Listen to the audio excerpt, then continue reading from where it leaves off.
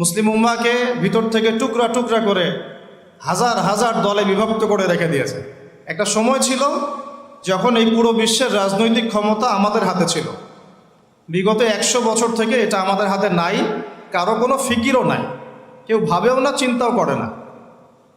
একটা সময় ছিল যে আমাদের ভূমিতে কুফাররা থাকতো, বসবাস করত, ট্যাক্স দিত, কর দিত, যেটাকে আমরা জিজিয়া বলি। জিজিয়া জিজিয়া নামে কোনো শব্দ আছে এটা ইয়াং জেনারেশন জানা নাই। ওরা আমাদের রাষ্ট্রে থাকতো ট্যাক্স দিয়ে, কর দিয়ে। আর এখন আমরা ওদের কাছ থেকে একটা লোন পাওয়ার জন্য কত প্রসেস করি, লবিং করি, ওয়ার্ল্ড ব্যাংকে গিয়ে, IMF-এ গিয়ে, তাও 5%, 6%, 10%, 12% এত সুদ দিতে হবে, ওরা শর্ত আরোপ করে, আমাদেরকে মেনে নিতে হয়, আমরা বাধ্য হই। আমাদের কোনো ফিকিরই নাই আমরা কোন জাতি ছিলাম, এখন কোন জাতি হয়েছে। একসময় পুরো বিশ্বের অর্থনীতি আমরা নিয়ন্ত্রণ করতাম, এখন তাদের অনুদানের উপর ডিপেন্ড হয়ে থাকতে হচ্ছে আমাদেরকে। একসময় পুরো বিশ্বের শিক্ষার ভিত্তি গড়েছিলাম আমরা। যে কোনো একটা সাবজেক্ট বলেন এবং সেই সাবজেক্টের গোড়ায় চলে যান, ফিলোসফি, অ্যাস্ট্রোনমি, কেমিস্ট্রি, অ্যাস্ট্রোফিজিক্স বা নর্মাল ফিজিক্স অথবা মেডিকেল সায়েন্স, যে কোনো সাবজেক্টের নাম বলেন, তার গোড়ায় যান, দেখবেন আপনি মুসলিম মনীষীদেরকে পাবেন যারা এই বিশ্বটাকে গড়ে দিয়েছিল। এখন আমাদেরকে শিক্ষানীতি ধার করতে হচ্ছে মানুষের কাছ থেকে, পশ্চিমাদের কাছ থেকে। না আমরা আমাদের জেনারেল লাইনে এমন কোনো বিজ্ঞানী তৈরি করতে পারছি যারা মিসাইল তৈরি করতে পারে, আর না আমরা মাদ্রাসায় এমন মুহাদ্দিস তৈরি করতে পারছি যারা ইমাম বুখারী হতে পারে। এখন আমরা পড়ে আছি সেলফি নিয়ে, শোডাউন নিয়ে, ফেসবুকে স্ট্যাটাস নিয়ে, আর একে অপরের কাদা ছোড়াছুড়ি নিয়ে। ঘরের পাশে আগুন লেগেছে, ওই আগুন লাগা অবস্থাতেও মানুষ লড়াই করছে হাতটা বাঁধবে কোথায়। ঘরের পাশে আগুন লেগে গেছে অলরেডি, এই আগুন বিগত 100 বছরই লেগেছে। পশ্চিমারা মুসলিমদের বিরুদ্ধে একটা অঘোষিত ক্রুসেড রচনা করেছে। অঘোষিত ক্রুসেড কখনো সামরিকভাবে হস্তক্ষেপ করে, কখনো অর্থনৈতিকভাবে অবরোধ আরোপ করে, কখনো বাণিজ্যের উপরে চাপ দেয়, কখনো ইনফ্লেশন দেয়, টাকার মান কমে যায়, কখনো সুদের জালে আবদ্ধ করে, কখনো মুসলিম ভাইকে লাগিয়ে দেয় মারামারিতে। আর আমরা এগুলোর নাম দিয়ে দিই ডেমোক্রেসি, ডেমোক্রেটিক সিস্টেম আমরা নাম দিয়ে দিই, কিন্তু মুসলিম ভাই মারামারি করে। আমার কথা একদম স্পষ্ট এবং ক্লিয়ার। আপনার যদি পছন্দ না হয় অন্তত শুনে যান, শুনে যান। আজ থেকে 10-20 বছর পর আপনি নিজেই বুঝতে পারবেন। আর কোনো কথা ফোর্সফুলি চাপিয়ে দেওয়ার ক্ষমতা আমার নাই বা আমাদের কারো কাছেই নাই। কিন্তু নবী সাল্লাল্লাহু আলাইহি ওয়াসাল্লামের একটা হাদিস খালি মাথায় রেখে আমাদেরকে সামনে যেতে হয়। আল্লাহর নবী সাল্লাল্লাহু আলাইহি ওয়াসাল্লাম বলেছেন, কোন নবী যাকে আপনাকে কবরে দেখানো হবে, আমাকে কবরে দেখানো হবে, তিনি বলেছেন, মান রাআ মিনকুম মুনকারান, তোমাদের মধ্যে যে কেউ যদি মুনকার কোনো কাজ দেখে, অন্যায় গর্হিত কিছু দেখে, ফালইউগাইয়ির, সে যেন অবশ্যই এটাকে প্রতিহত করে, বিয়াদিহি, তার হাত দিয়ে, যদি সামর্থ্য থাকে তার হাত দিয়ে যেন প্রতিহত করে। এটা আমাদের নাই, যাদের কাছে সুপ্রিম অথরিটি তাদের কাছে আছে। সে যদি তার দায়িত্ব পালন না করে আল্লাহ পাক তাকে ধরবেন। ওমান লাম ইয়াস্তাতি, যে ব্যক্তি হাত দিয়ে প্রতিহত করার ক্ষমতা রাখে না, ফালইউগাইয়ির বিয়াদিহি ফালইউগাইয়ির বিলিসানিহি, তাহলে সে যেন তার লিসান বা জবান দিয়ে এটা প্রতিহত করে, প্রতিবাদ করে। অন্তত এতটুকু আলেম ওলামাদের আছে, উস্তাজ বক্তা দাঈদের আছে, তারা এটা করতে পারে। 3, ওয়াইল্লাম ইয়াস্তাতি, যদি কেউ মুখ দিয়েও প্রতিবাদ করতে না পারে, ফালইউগাইয়ির বিকলবি, অথবা সে যেন মনে মনে এটাকে ঘৃণা করে। ওয়াযালিকা আদআফু মিনাল ঈমান, এটা হচ্ছে ঈমানের সবচাইতে নিচু স্তর, এর নিচে ঈমানের কোনো স্তর বাকি নাই। এই হাদিসটা সামনে রাখলে চলমান বিশ্বের এই বিষয়গুলো নিয়ে কথা তো আমাদেরকে বলতে হবেই। ব্যক্তিগত জীবন থেকে শুরু করে বৈশ্বিক জীবন পর্যন্ত যে অরাজকতাগুলো চলছে, এগুলোকে তো ফাইন্ড আউট করে আপনার সামনে উপস্থাপন করতে হবে। এরপরে আপনারা শুনবেন, বুঝবেন, আমল করবেন এবং যার যার কাজের সিদ্ধান্ত নেবেন। কেউ কাউকে ফোর্স করতে পারবে না, এটা ইসলাম। এখন আমরা যেগুলো নিয়ে পড়ে আছি সেগুলোতে যাওয়ার আগে আল্লাহ পাক সূরা আহজাবে আরেকটা কথা বলেছেন, এটাও শুনে রাখেন। এবার আপনার রব, আমার রব বলছেন, বিসমিল্লাহির রহমানির রহিম, ইয়া আইয়ুহাল্লাযীনা আমানু, হে মুমিনগণ। আল্লাহ আমাদেরকে বলছেন, হে মুমিনগণ, ইত্তাকুল্লাহ, তোমরা আল্লাহকে ভয় করো, আল্লাহকে ভয় করো। ওয়া কুলু কাওলান সাদীদা, স্পষ্ট করে সরাসরি সোজা কথা বলো, এত ডানে বামে না, এত পেঁচগোছ না, স্পষ্ট করে হক আর বাতিলকে স্পষ্টকারী সত্য কথা বলো, সোজাসুজি কথা বলো বা সরাসরি কথা বলো।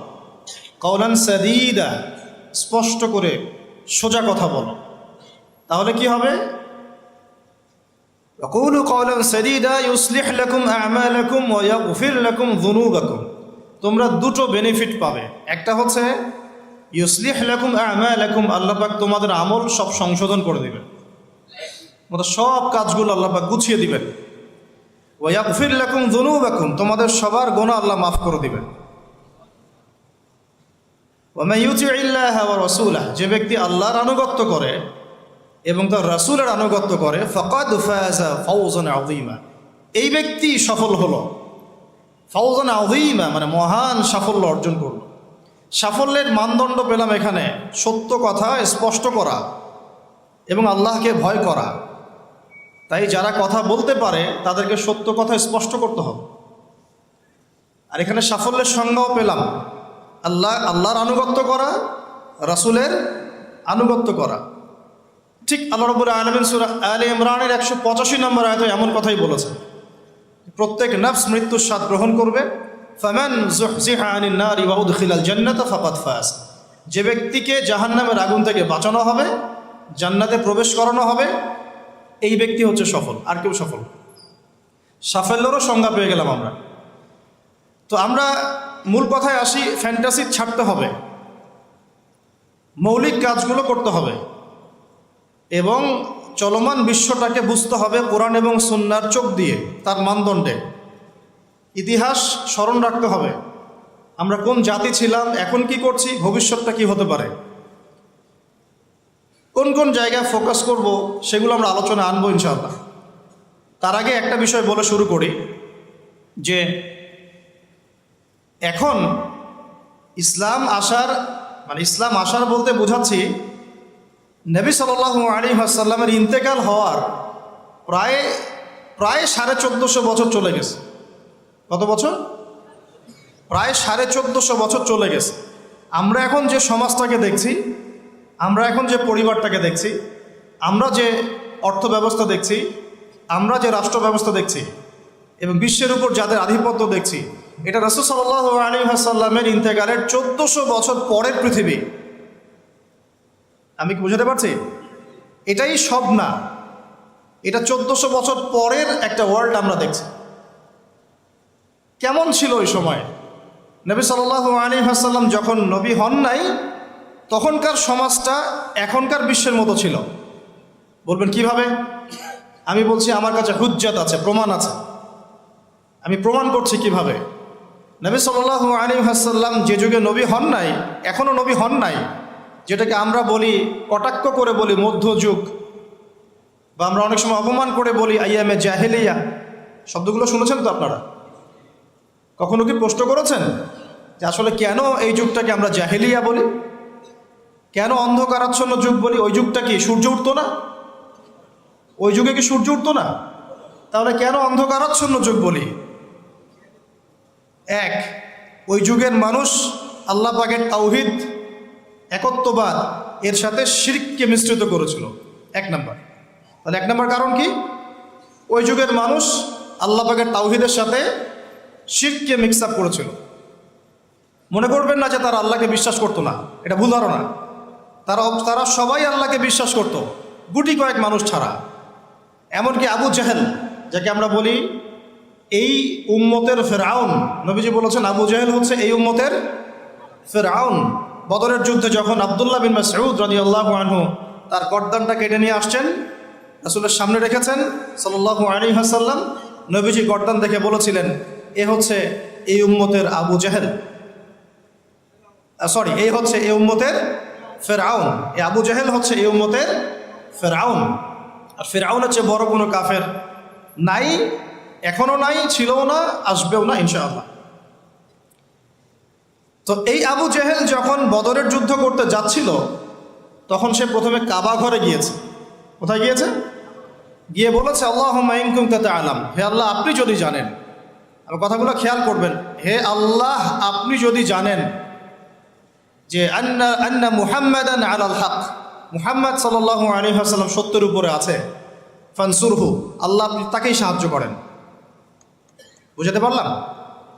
ওয়া ইন কুনতা তা'লাম, এবং আপনি যদি জানেন যে নাহনুল কুরাইশ আলাল হক, আমরা কুরাইশরা হকের উপরে আছি, ফানসুরনা, তাহলে আমাদেরকে সাহায্য করেন। বুঝাতে চাচ্ছি আবু জাহেলের মতো মানুষও আল্লাহকে বিশ্বাস করত। আইয়ামে জাহিলিয়াত মানে এমন নয় যে ওরা সবাই নাস্তিক ছিল, না, নট এট অল, মোটেই এমন নয়। তারা আল্লাহকে বিশ্বাস করতো। তাহলে আল্লাহ পাক তাদেরকে কাফের কেন বলছেন? উত্তর সূরা জুমারের মধ্যে আছে। তারা লাত, উজ্জা, হুবল, মানাত এগুলোর পূজা করত, মূর্তি পূজা করত, এটা তো আপনারা জানেন। তো তারা বলতো, তাদের যুক্তি ছিল, মা না'বুদুহুম, আমরা শুধুমাত্র এই কারণেই তাদের ইবাদত করি, ইল্লা লিয়ুকাররিবুনা ইলাল্লাহি যুলফা, এরা আমাদেরকে আল্লাহ পর্যন্ত পৌঁছে দিবে। নাউযুবিল্লাহ। তাহলে রিজনটা কি? দলিল আদিল্লা কি তাদের মূর্তি পূজার পিছনে? আমরা এগুলোর মধ্য দিয়ে আল্লাহর নৈকট্য অর্জন করতে চাচ্ছি। তার মানে তারা সবাই আল্লাহকে বিশ্বাস তো করতো যে একজন আল্লাহ আছেন। এখনকার বিশ্বের দিকে তাকিয়ে দেখুন, ওই একই শিরকের ছোঁয়া সব জায়গায় লেগে গেছে। মানুষ আল্লাহকে বিশ্বাস করে কিন্তু ইবাদত বন্দেগীর জীবনে গিয়ে আল্লাহর সাথে অন্যকে শরিক করছে, ইকোনমিতে গিয়ে আল্লাহর সাথে অন্যকে শরিক করছে, পলিটিক্স করতে গিয়ে আল্লাহর সাথে অন্যকে শরিক করছে, ওয়ার্ল্ড অ্যাফেয়ার্সকে ডিল করতে গিয়ে আল্লাহর সাথে অন্যকে শরিক করছে। মানুষ আল্লাহকে বিশ্বাস করেও এখন মুশরিক হচ্ছে। আপনি কোন সেন্সে ওইটাকে আইয়ামে জাহিলিয়াত বলছেন আর এখনকার যুগটাকে পুত পবিত্র বলছেন? এগিয়ে যাওয়ার যুগ, সায়েন্স অ্যান্ড টেকনোলজির যুগ। দেখাচ্ছি আপনাকে টেকনোলজি কাকে বলে। সুলাইমান আলাইহিস সালামের সময় বিশ্বে এমন প্রযুক্তি ছিল, এই প্রযুক্তির ধার কাছেও কোনোদিনও এই বিশ্ব আর যেতে পারবে না। আমি আমার হ্যাডসেট নিচ থেকে কথা বলছি না, এগুলোর দলিল আছে সূরা সাবার মধ্যে, সূরা নামলের মধ্যে, অন্য অনেক জায়গায়, যে আল্লাহ রাব্বুল আলামিন সুলাইমান আলাইহিস সালামকে এমন রাজত্ব দিয়েছিলেন, এমন সুপ্রিম অথরিটি, ক্ষমতা, পাওয়ার, টেকনোলজি পৃথিবীতে কখনো ছিলও না, কিয়ামত পর্যন্ত আসবেও না। এখন পর্যন্ত কোনো টেকনোলজি আসে নাই যে আমি এই চেয়ারটাকে বলবো চলো আমাকে ঢাকায় নিয়ে নামাই দিবে, তাও আবার 1 সেকেন্ডের মধ্যে। কতটুকু সময়? এখন পর্যন্ত কোনো টেকনোলজি আসে নাই যে আমি চোখের পলক ফেলবো, এইটুক সময়ের মধ্যে আমার স্ত্রীকে আমার পাশে নিয়ে বসাই দিবে। আসছে? সুলাইমান আলাইহিস সালামের সময় এমন ছিল। সাগর থেকে মুক্তা, মণিমুক্তা আরোহণ করে এটা দিয়ে অট্টালিকা নির্মাণ করা হতো। তিনি জিন জাতিকে দিয়ে কাজ করাতে পারতেন। তিনি যাচ্ছেন রাস্তায়, পিঁপড়াটা গল্প করছে, এই সবাই গর্তে ঢুকো, সুলাইমান আসলে তোমাদেরকে পিষে ফেলবে, আর তিনি মুচকি মুচকি হাসছেন। পাখির ভাষাও বুঝতে পারছেন, পিঁপড়ার ভাষাও বুঝতে পারছেন। তার বাবা দাউদ আলাইহিস সালাম জাবুর তেলাওয়াত করছেন, এই সাগরের মাছ সব কাছে চলে আসছে জাবুর শোনার জন্য। এমন প্রযুক্তি আপনি এখনো বের করতে পেরেছেন? সভ্যতার যে বড়াইটা আমরা করি, এটা একটা কেবর, অহংকার। এটা কি আল্লাহ পাকের জন্য বলেছেন, আমি কত কওমকে এর আগে ধ্বংস করেছি, কত যে কওমকে আমি ধ্বংস করেছি। ফাসিরু ফিল আরদি ফানজুরু কাইফা কানা আকিবাতুল মুকাদ্দিবিন, তোমরা এই জমিনে বিচরণ করতে থাকো, দেখো যারা আল্লাহকে অস্বীকার করেছিল তাদের কি পরিণতি হয়েছে। তো আমরা এখন যেটাকে নিয়ে দাবি করি, এটা সর্বোচ্চ স্তর নয় প্রযুক্তির। তো যে জায়গা থেকে এখানে চলে আসলাম, যে কোথায় ছিলাম আমরা? এই জামানাতেও আমরা শিরক করছি কিন্তু আল্লাহকেও বিশ্বাস করছি। প্রত্যেকটা সেক্টরে শিরক হচ্ছে। ডিটেলস বলার মতো জায়গাও এটা না, এবং এত সময় আমার হাতে নাই। আমি খালি সেক্টরগুলো বলে দিই। 1, এডুকেশন সেক্টর, শিক্ষা সেক্টর, এখানে শিরকের উপর শিরক হচ্ছে। আপনি যদি বিচক্ষণ হয়ে থাকেন, স্টাডি করেন, পড়াশোনা করেন, একটা অনেস্ট মন রাখেন, আগে সৎ একটা মন রাখেন। ডানে গেলে ডানে যাব, বামে গেলে বামে যাব, আমি নিউট্রাল থাকবো, আমি কোনো পক্ষ আগে নিব না। আমি যাচাই বাছাই করে দেখব কথাটা সত্য না মিথ্যা। শিক্ষাক্ষেত্রে শিরকের উপর শিরক হচ্ছে, শিরকের উপর শিরক। আজকে থেকে 25 বছর 30 বছর আগে যতটা শিরক ছিল না, এখন তার চেয়ে বেশি শিরক চলে আসছে। এমন এমন শিরক আসছে যেগুলোর প্রতি ঈমান রাখলে আপনার ঈমান ভঙ্গের 10টা কারণ আছে।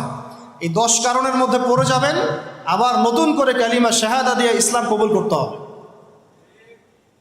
নতুন করে কালিমা শাহাদার সাক্ষ্য দিয়ে আবার মুসলিম হতে হবে। যতই দাম্ভিকতা দেখান, কবরে আপনাকেও যেতে হবে, কিচ্ছু করার নাই তখন। এখন যদি সলিউশনে না আসি, সংশোধন না করি, তাহলে অনেক দেরি হয়ে যাবে। এখনকার টিকটক জেনারেশনটা বিগত 30 বছরের মেহনতের ফসল। পশ্চিমাদের বিগত 30 বছরের মেহনতের ফসল এখনকার টিকটক জেনারেশন। ওরা মেহনত চালিয়ে যাচ্ছে, না জানি আরও 30 বছর পরে কোন টক জেনারেশন আসবে আল্লাহ ভালো জানে। একটা কমন সেন্সহীন, জীবনের উদ্দেশ্যহীন, একটা বুদ্ধিবৃত্তিক প্যারালাইজড প্রজন্ম। না জীবনের কোনো উদ্দেশ্য আছে, না কোনো পড়াশোনা করে, আর না একটু ভালো করে খেলাধুলা করে, আর না শরীর চর্চা করে, আর না কিছু লিখে, আর না কিছু জাতিকে কিছু দিচ্ছে, আর না পলিটিক্সে কোনো আগ্রহ আছে, আর না ইকোনমিক্সে কোনো আগ্রহ আছে, না ওয়ার্ল্ড অ্যাফেয়ার্স সম্পর্কে কোনো সচেতনতা আছে, না মুসলিম উম্মার এই দুরবস্থায় তার ভূমিকা রাখার কোনো ইচ্ছা পর্যন্ত আছে। না সালাত আদায় করে, না কুরআন তেলাওয়াত করে, আর না ওযু করতে জানে ঠিকভাবে, আর না ফরজ ওয়াজিব সুন্নাত মুস্তাহাব জানে, আর না ফিকহুল মুয়াসসারের মতো সহজ ফিকহের কিতাবগুলো তার আয়ত্ত করা আছে, না কোনো আলেমের সাথে সম্পর্ক আছে, না কোনো ইসলামিক স্কলারের কাছে সম্পর্কিত হয়, আর না মাদ্রাসায় যায়, আর না ইসলামের বেসিক ফান্ডামেন্টাল নলেজ অর্জন করে। জীবনের উদ্দেশ্যই নাই, শুধু মেয়ের পিছনে, শুধু মাদকের পিছনে, ড্রাগসের পিছনে, কোনো সময় মারামারি দাঙ্গা হাঙ্গামা করছে, কোনো সময় দেখা যায় বাইক দাবড়ায় বেড়াচ্ছে। বাবার বিত্তশালী, বাবার অনেক টাকা আছে, বাস কিনে দিয়েছেন বাইক, চলছে। পিছনে একটা বেহায়া বেশ্যা মেয়ে নিয়ে ঘুরছে। এ মেয়েটাও বেহায়া, শব্দটা ইউজ করতে চাইনি আমি আমি আমি এখানে জানি অনেক মা বোন আছেন, শব্দটা আমি ইউজ করতে চাই নাই, কিন্তু আমার ভিতরে এমন ক্ষোভ এদেরকে দেখলে হয় যে মুখ থেকে বের হয়ে গেল। একটা মেয়েকে আল্লাহ পাক সৃষ্টি করেছেন কি জন্যে? যাতে সে ইসমাইল আলাইহিস সালামের মতো সন্তান জন্ম দিতে পারে। এই বাইকের পিছনে ঘোরা মেয়েটা কি আপনাকে এরকম সন্তান দিতে পারবে? আপনি তো বোকা। আপনি মনে করছেন যে অল্প সময়ের জন্য আমি তাকে নিয়ে একটু মজা করি, তখন দেখা যাবে আপনারও জীবনে এমন কোনো মেয়ে আল্লাহ পাক দিয়েছেন যে ওই রকমই অন্য কারোর সাথে বাইকে ঘুরে আসছিল। তখন কিছু করার থাকবে না, কিচ্ছু করার থাকবে না। আমার টপিক আজকে এইটা না। এই প্রজন্মটাকে গড়েছে পশ্চিমারা বিগত 30 বছরে। কত বছরে? এখন যে এডুকেশন সিস্টেমটা চলছে, এটা যদি এভাবেই চলতে থাকে, আপনি আর 20 বছর পরে এমন একটা প্রজন্ম পাবেন যাদেরকে যদি আপনি, আমি চ্যালেঞ্জ করতেছি, যাদেরকে যদি আপনি নতুন করে কোনো মুক্তিযুদ্ধে পাঠান, গুলি খেয়ে ফেরত আসবে, একটাকে মারতেও পারবে না। না দেশের প্রতি কোনো মহব্বত আছে, না উম্মার প্রতি কোনো মহব্বত আছে, না দেশের জন্য কিছু করতে পারবে, না জাতির জন্যে, না উম্মার জন্যে। সবচেয়ে বড় স্তর হচ্ছে উম্মার জন্যে। সবচেয়ে বড় স্তর কি? উম্মার জন্যে, যে পুরো মুসলিম উম্মা একটা জাতি, আমি এমন একজন বড় নেতা হব যে পুরো মুসলিম উম্মার জন্য কাজ করব। এই যে চেতনা, এই জাজবা, পরিশ্রম, অধ্যাবসায়, একটা ভিশন, একটা প্যারেন্টিং, একটা কনস্ট্রাকটিভ সিলেবাসে পড়াশোনা করা, তারবিয়াত, প্রশিক্ষণ, এই ধার কাছেও নাই জেনারেশন। আমরা ঢাকায় দেখি মানুষ খালি খাচ্ছে আর খাচ্ছে, সবাই বসে খায়। ফাস্টফুডের দোকান হাজার হাজার হাজার হাজার, সবাই মেয়ে ছেলে একসাথে বসে খায়, চটপটি, ফুচকা, বার্গার, পিৎজা, খাওয়াই যাবে এদের কাজ। রাস্তায় ফুটপাতে পাটি বিছায় বসে খাওয়া দাওয়া করতেছে, সবাই খাচ্ছে, গল্পগুজব করছে, গোল গোল হয়ে বসে বসে মোবাইলে কি জানে করতেছে, গোল হয়ে 10 জন বসে আছে একসাথে। যেই মুহূর্তে ধরেন যে মুসলিম উম্মার একটা অঞ্চলে একটা বোমার আঘাতে 500 জন শিশুকে হত্যা করা হয়, ওই মুহূর্তে বসে সে হাসাহাসি করতেছে। ওই মুহূর্তেও তার কোনো ফিকির নাই। নামাজের সেজদা একটু দোয়া করব, আমি আল্লাহর দিকে ফিরে আসি, ওগুলো অনেক দূরের কথা, বাদ দেন। শুধু এতটুকু ফিকির, আচ্ছা আমি দুনিয়াতে আছি কেন, আমি দুনিয়াতে এসেছি কেন? এক সময় তো আমি ছিলাম না, আবার এক সময় আমি থাকবও না। কেউ এসে চিরস্থায়ী হতে পারে নাই, তো আমরাও পারবো না। তো আল্লাহ পাক আমাদেরকে সৃষ্টিটা করলেন কেন? আমার কাছে আমার রব কি চান? আমি যদি না থাকতাম তাহলে আমার পরিবার চলতো কিনা, আমার সমাজটা চলতো কিনা, আমার শিক্ষা ব্যবস্থাটা চলতো কিনা, আমার দেশটা চলতো কিনা, এই বিশ্বের ঘূর্ণন চলতো কিনা, আর্নিক গতি চলতো কিনা, থেমে যেত? উত্তর না। আমি না থাকলে আর্নিক গতি থামতো না, আমি না থাকলে কি আমার পরিবার থেমে থাকতো না, আমার সমাজ থেমে থাকতো না, এই মসজিদ থেমে থাকতো না, এই রাজনীতি থেমে থাকতো না, অর্থনীতি থেমে থাকতো না, দেশও থেমে থাকতো না, উম্মাও থেমে থাকতো না। তাহলে আল্লাহ পাক আমাকে কেন সৃষ্টি করলেন? আমার কি রোল আছে এখানে, আমার কি ভূমিকা? এই এতটুকু চিন্তা করার মতো আমাদের জেনারেশন আমরা পাচ্ছি না। আপনারা ফোন বের করে ছবি তুলতেছেন, ভাবেন এগুলো নিয়ে। আমাকে দিয়ে কি করবেন? আমাদের তো কিচ্ছু করার নাই এই কথাগুলো বলা ছাড়া, এই কথাগুলো বলা বা সচেতনতা তৈরি করা ছাড়া আমাদের হাতে কিছুই করার নাই। Not at all, absolutely nothing, কিচ্ছু করার নাই। এইসব ফ্যান্টাসি দিয়ে লাভ নাই। আপনাদের মধ্য থেকে জেনারেশন তৈরি করতে হবে, আপনাদের মধ্য থেকে আলেম তৈরি করতে হবে, আপনাদের মধ্য থেকে কারি, হাফেজ, দাঈল আল্লাহ এবং উম্মার নেতৃত্ব প্রদানকারী জেনারেশন তৈরি করতে হবে। এইসব চেয়ারে বসে কয়জন? সারা বাংলাদেশে হয়তো 50 জন, 100 জন। এই 100টা মানুষ ইউনাইটেড না, তারাও বিক্ষিপ্ত। 16 কোটি মুসলিমের দেশ বলছেন, 16,000 দলে বিভক্ত। এর মধ্যে সবচেয়ে বিশুদ্ধ যেটাকে আমরা মনে করি, সেখানেও দেখবেন যে আরও 10টা 20টা দল হয়ে বসে আছে। এর বাইরে গিয়ে আবার যারা বললো না তারা বিশুদ্ধ নয়, আমরাই সবচেয়ে বিশুদ্ধ, ওদের মধ্যেও 10টা দল হয়ে গেল। না তারা ইউনাইটেড, না তারা মানে আমরা, না আমরা ইউনাইটেড, আর না আমাদের কোনো আমিরুল মুমিনিন আছে যিনি সবাইকে একটা জায়গায় নিয়ে দিনের কিছু খেদমত নেবেন, আসসামু ওয়া তাআ থাকবে, শুনলাম মানলাম আনুগত্য করলাম, এমন থাকবে? নাই। না কোনো ইকোনমিক বেস, না কোনো স্বতন্ত্র মিডিয়া, না স্বতন্ত্র প্রযুক্তি, না কোনো স্বতন্ত্র মানে পলিটিক্যাল প্ল্যাটফর্ম, কিছু না। অনেকেই দৌড়াচ্ছেন পশ্চিমাদের তন্ত্রমন্ত্রের পিছনে, এইটাও নেক্সট স্রোতে ধোকা খাচ্ছেন। আমি আমার কথা স্পষ্ট করে বলে দিলাম, এটাও নেক্সট স্রোতে ধোকা খাচ্ছেন। এটা তাদের জন্য শোভা পায় যারা ধর্ম এবং রাজনীতি আলাদা করে চিন্তা করেন, যে ওইটা একটা জিনিস, এটা একটা জিনিস, সে তার মতো রাজনীতি করছে। এটা তাদের জন্য শোভা পায়।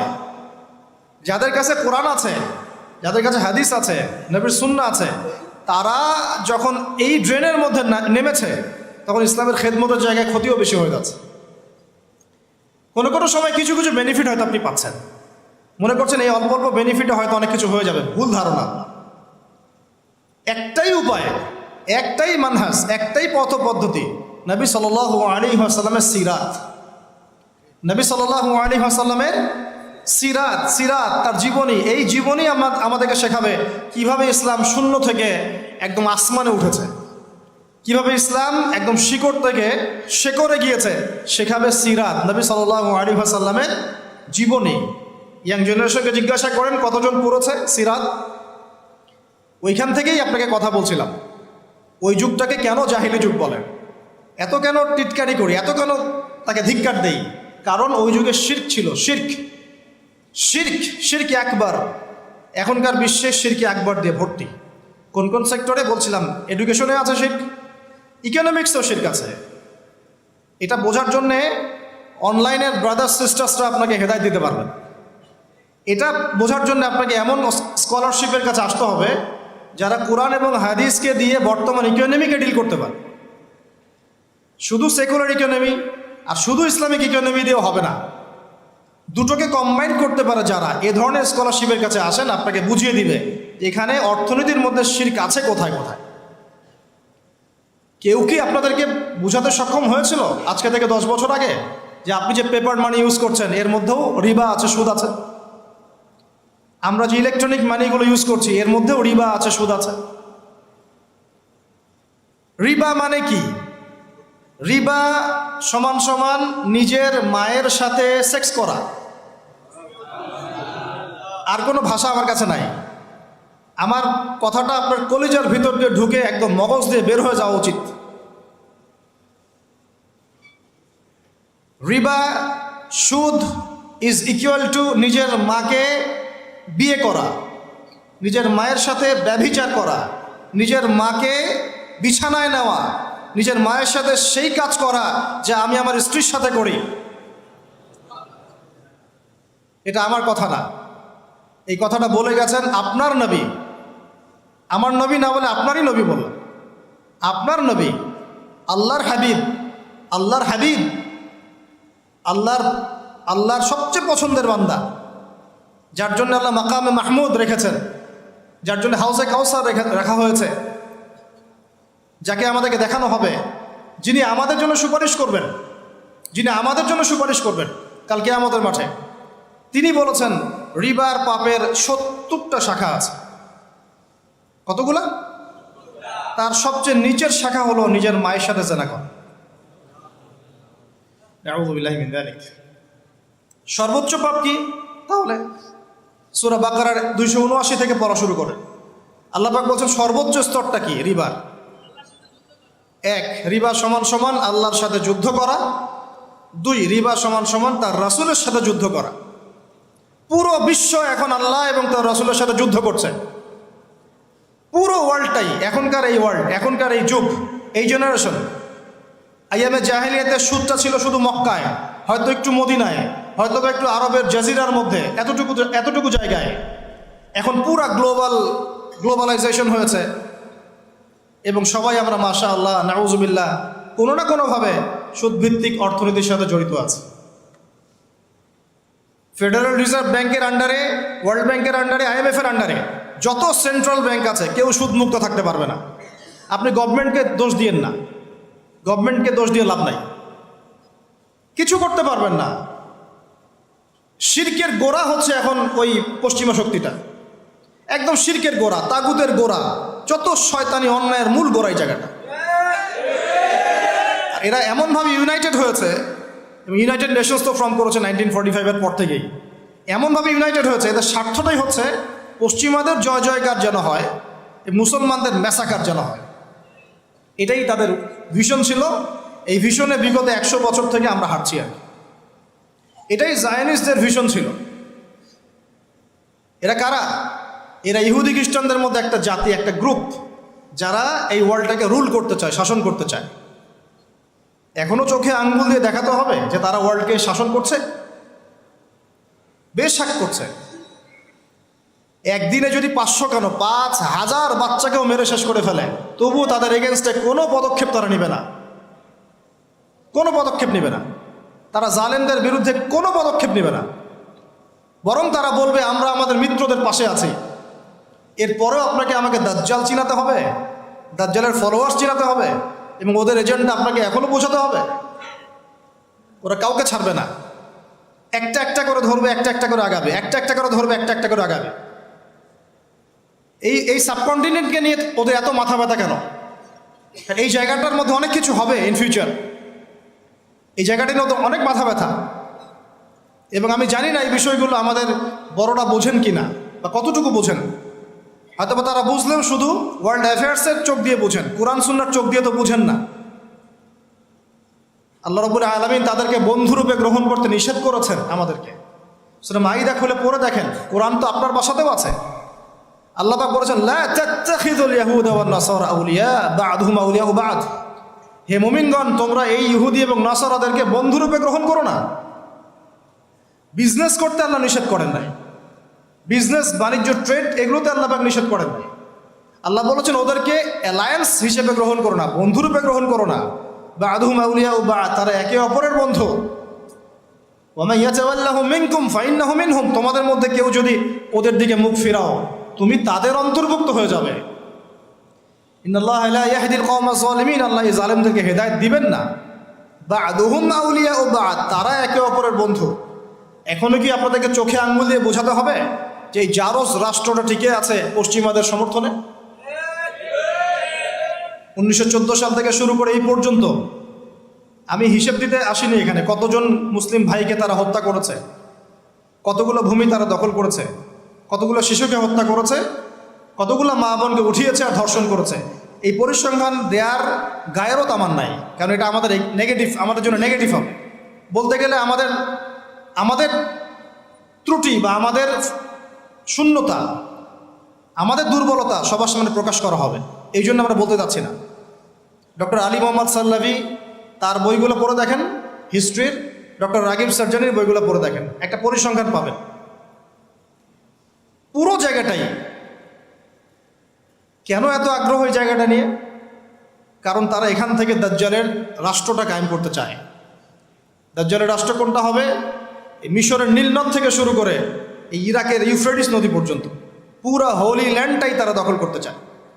পুরো বিশ্বের যত পলিটিক্যাল অ্যাফেয়ার্স সব কিছু এই বিষয়টাকে কেন্দ্র করেই হচ্ছে। কারো চোখ খুলতেছে না এখনো।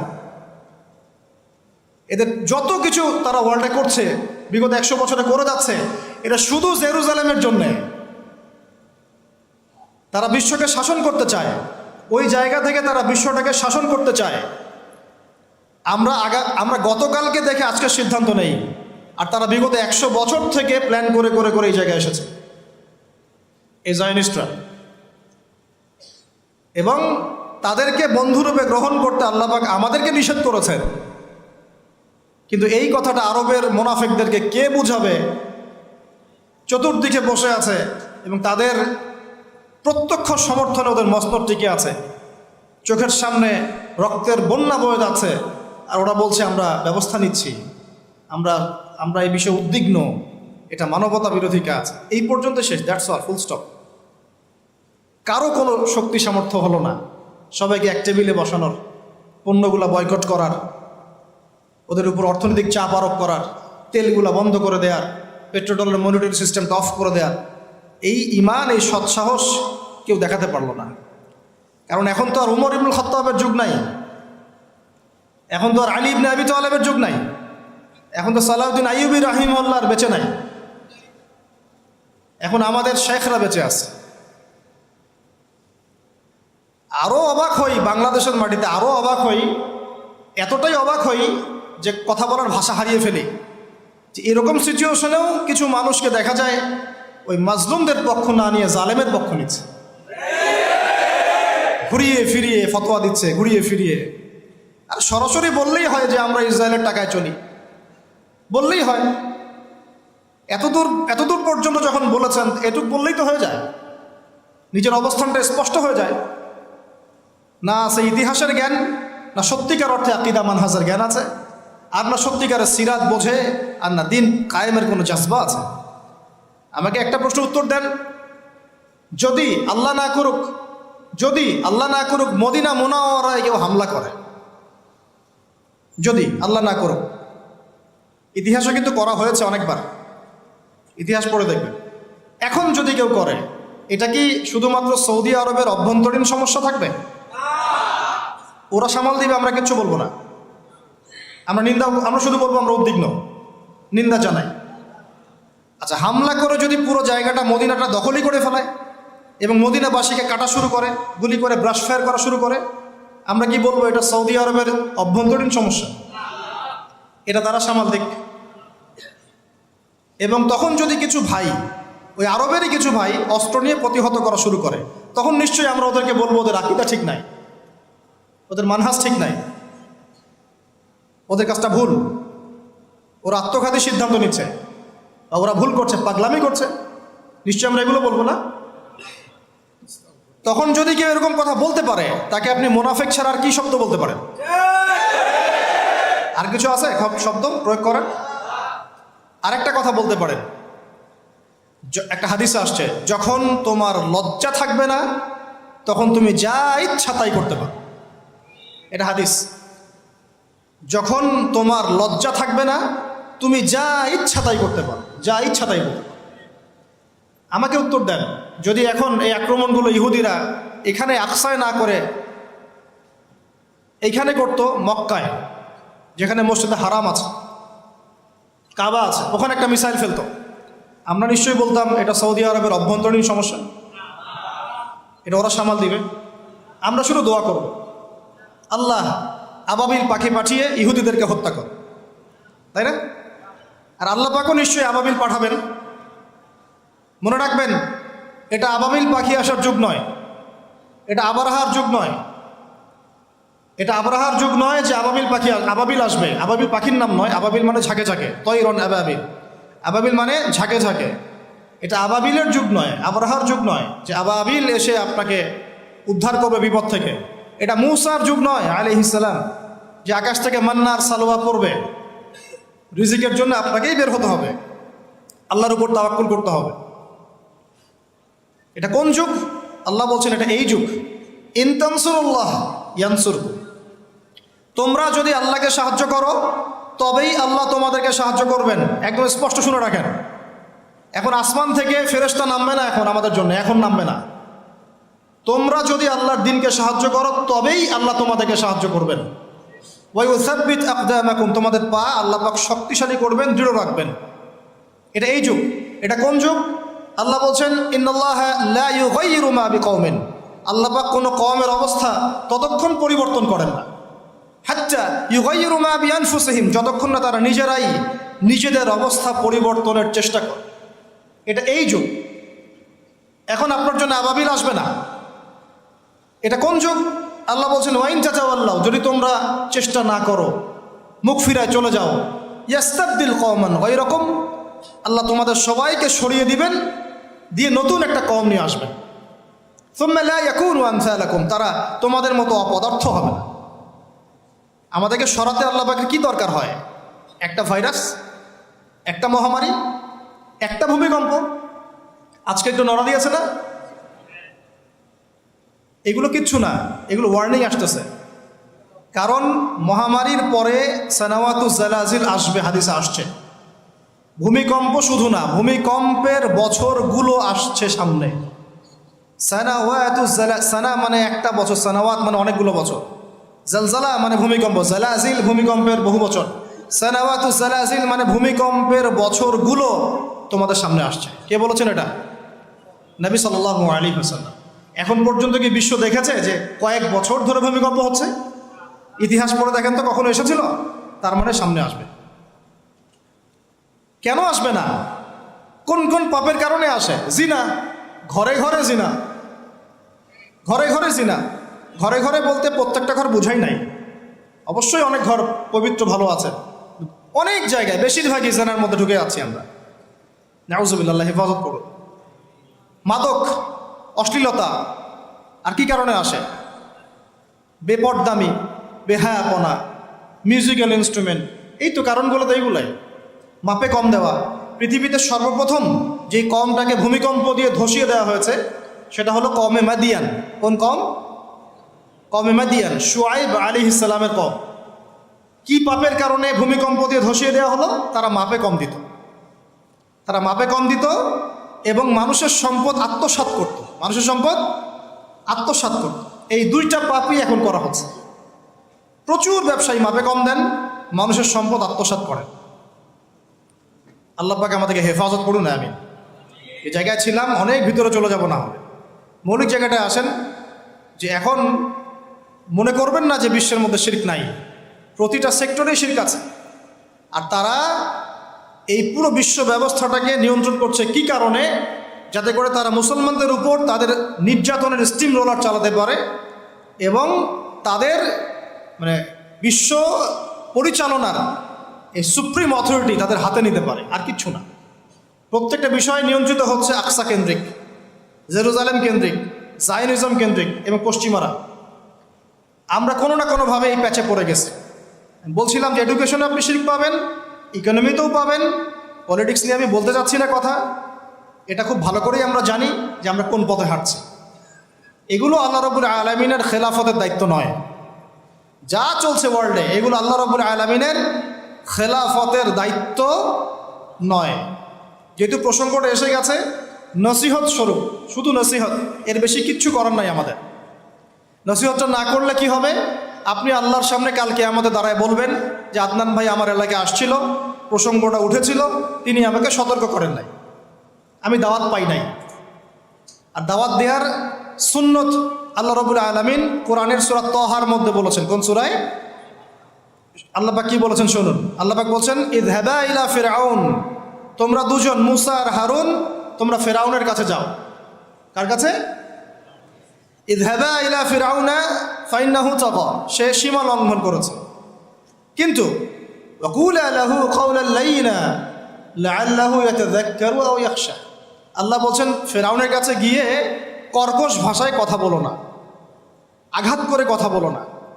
ঠিক আছে, আমরা যেটা করি অনলাইনে অফলাইনে, খুব কর্কশ ভাষায় কথা বলি, আঘাত করে কথা বলি, এটাকে সোয়াবের কাজ মনে করি। এগুলো গোনা এবং দাওয়াতের মানহাজের সম্পূর্ণ বিপরীত চলে। নিজের ভাইয়ের গোশত খাই বসে বসে। আল্লাহ পাক বলছেন ওয়াকুলা লাহু কাওলান লাইয়িনা, ফিরআউনের মতো কাফেরের সামনে দাঁড়িয়েও তুমি নরম ভাষায় কথা বলো, নম্রতা প্রদর্শন করো। কেন? লাআল্লাহু ইয়াতাযাক্কারু আও ইয়াখশা, হতে পারে সে উপদেশ গ্রহণ করবে এবং আমাকে ভয় করবে। কত চমৎকার দাওয়াতের পদ্ধতি ইসলামে দিয়েছে। এখন আমাকে বলেন যে আল্লাহ পাক কি জানতেন না যে ফিরআউন পরবর্তীতে ঈমান আনবে না? আল্লাহ জানতেন না? তারপরেও কেন এটা আয়াত নাযিল করলেন? আমাদের জন্যে, আমরা শিখতে পারি। ওই জায়গা থেকে আমি কথা বলছি। দেখুন আপনি কোন শিরকের মধ্যে আছেন, কেন আপনি এই জীবনে গিয়ে ভুল করছেন, কোন জায়গায় ভুল করছেন। ভাই হিসেবে আমি নসিহতটা করে যাচ্ছি, রাগ করবেন? শুনে নেবেন। কোরআনের শুরুতেই দেখবেন আপনি একটা আয়াত আছে, বিসমিল্লাহির রহমানির রহিম, ওয়াইয ক্বালা রাব্বুকা লিল মালাইকা ইন্নী জাইলুন ফিল আরদি খলিফা।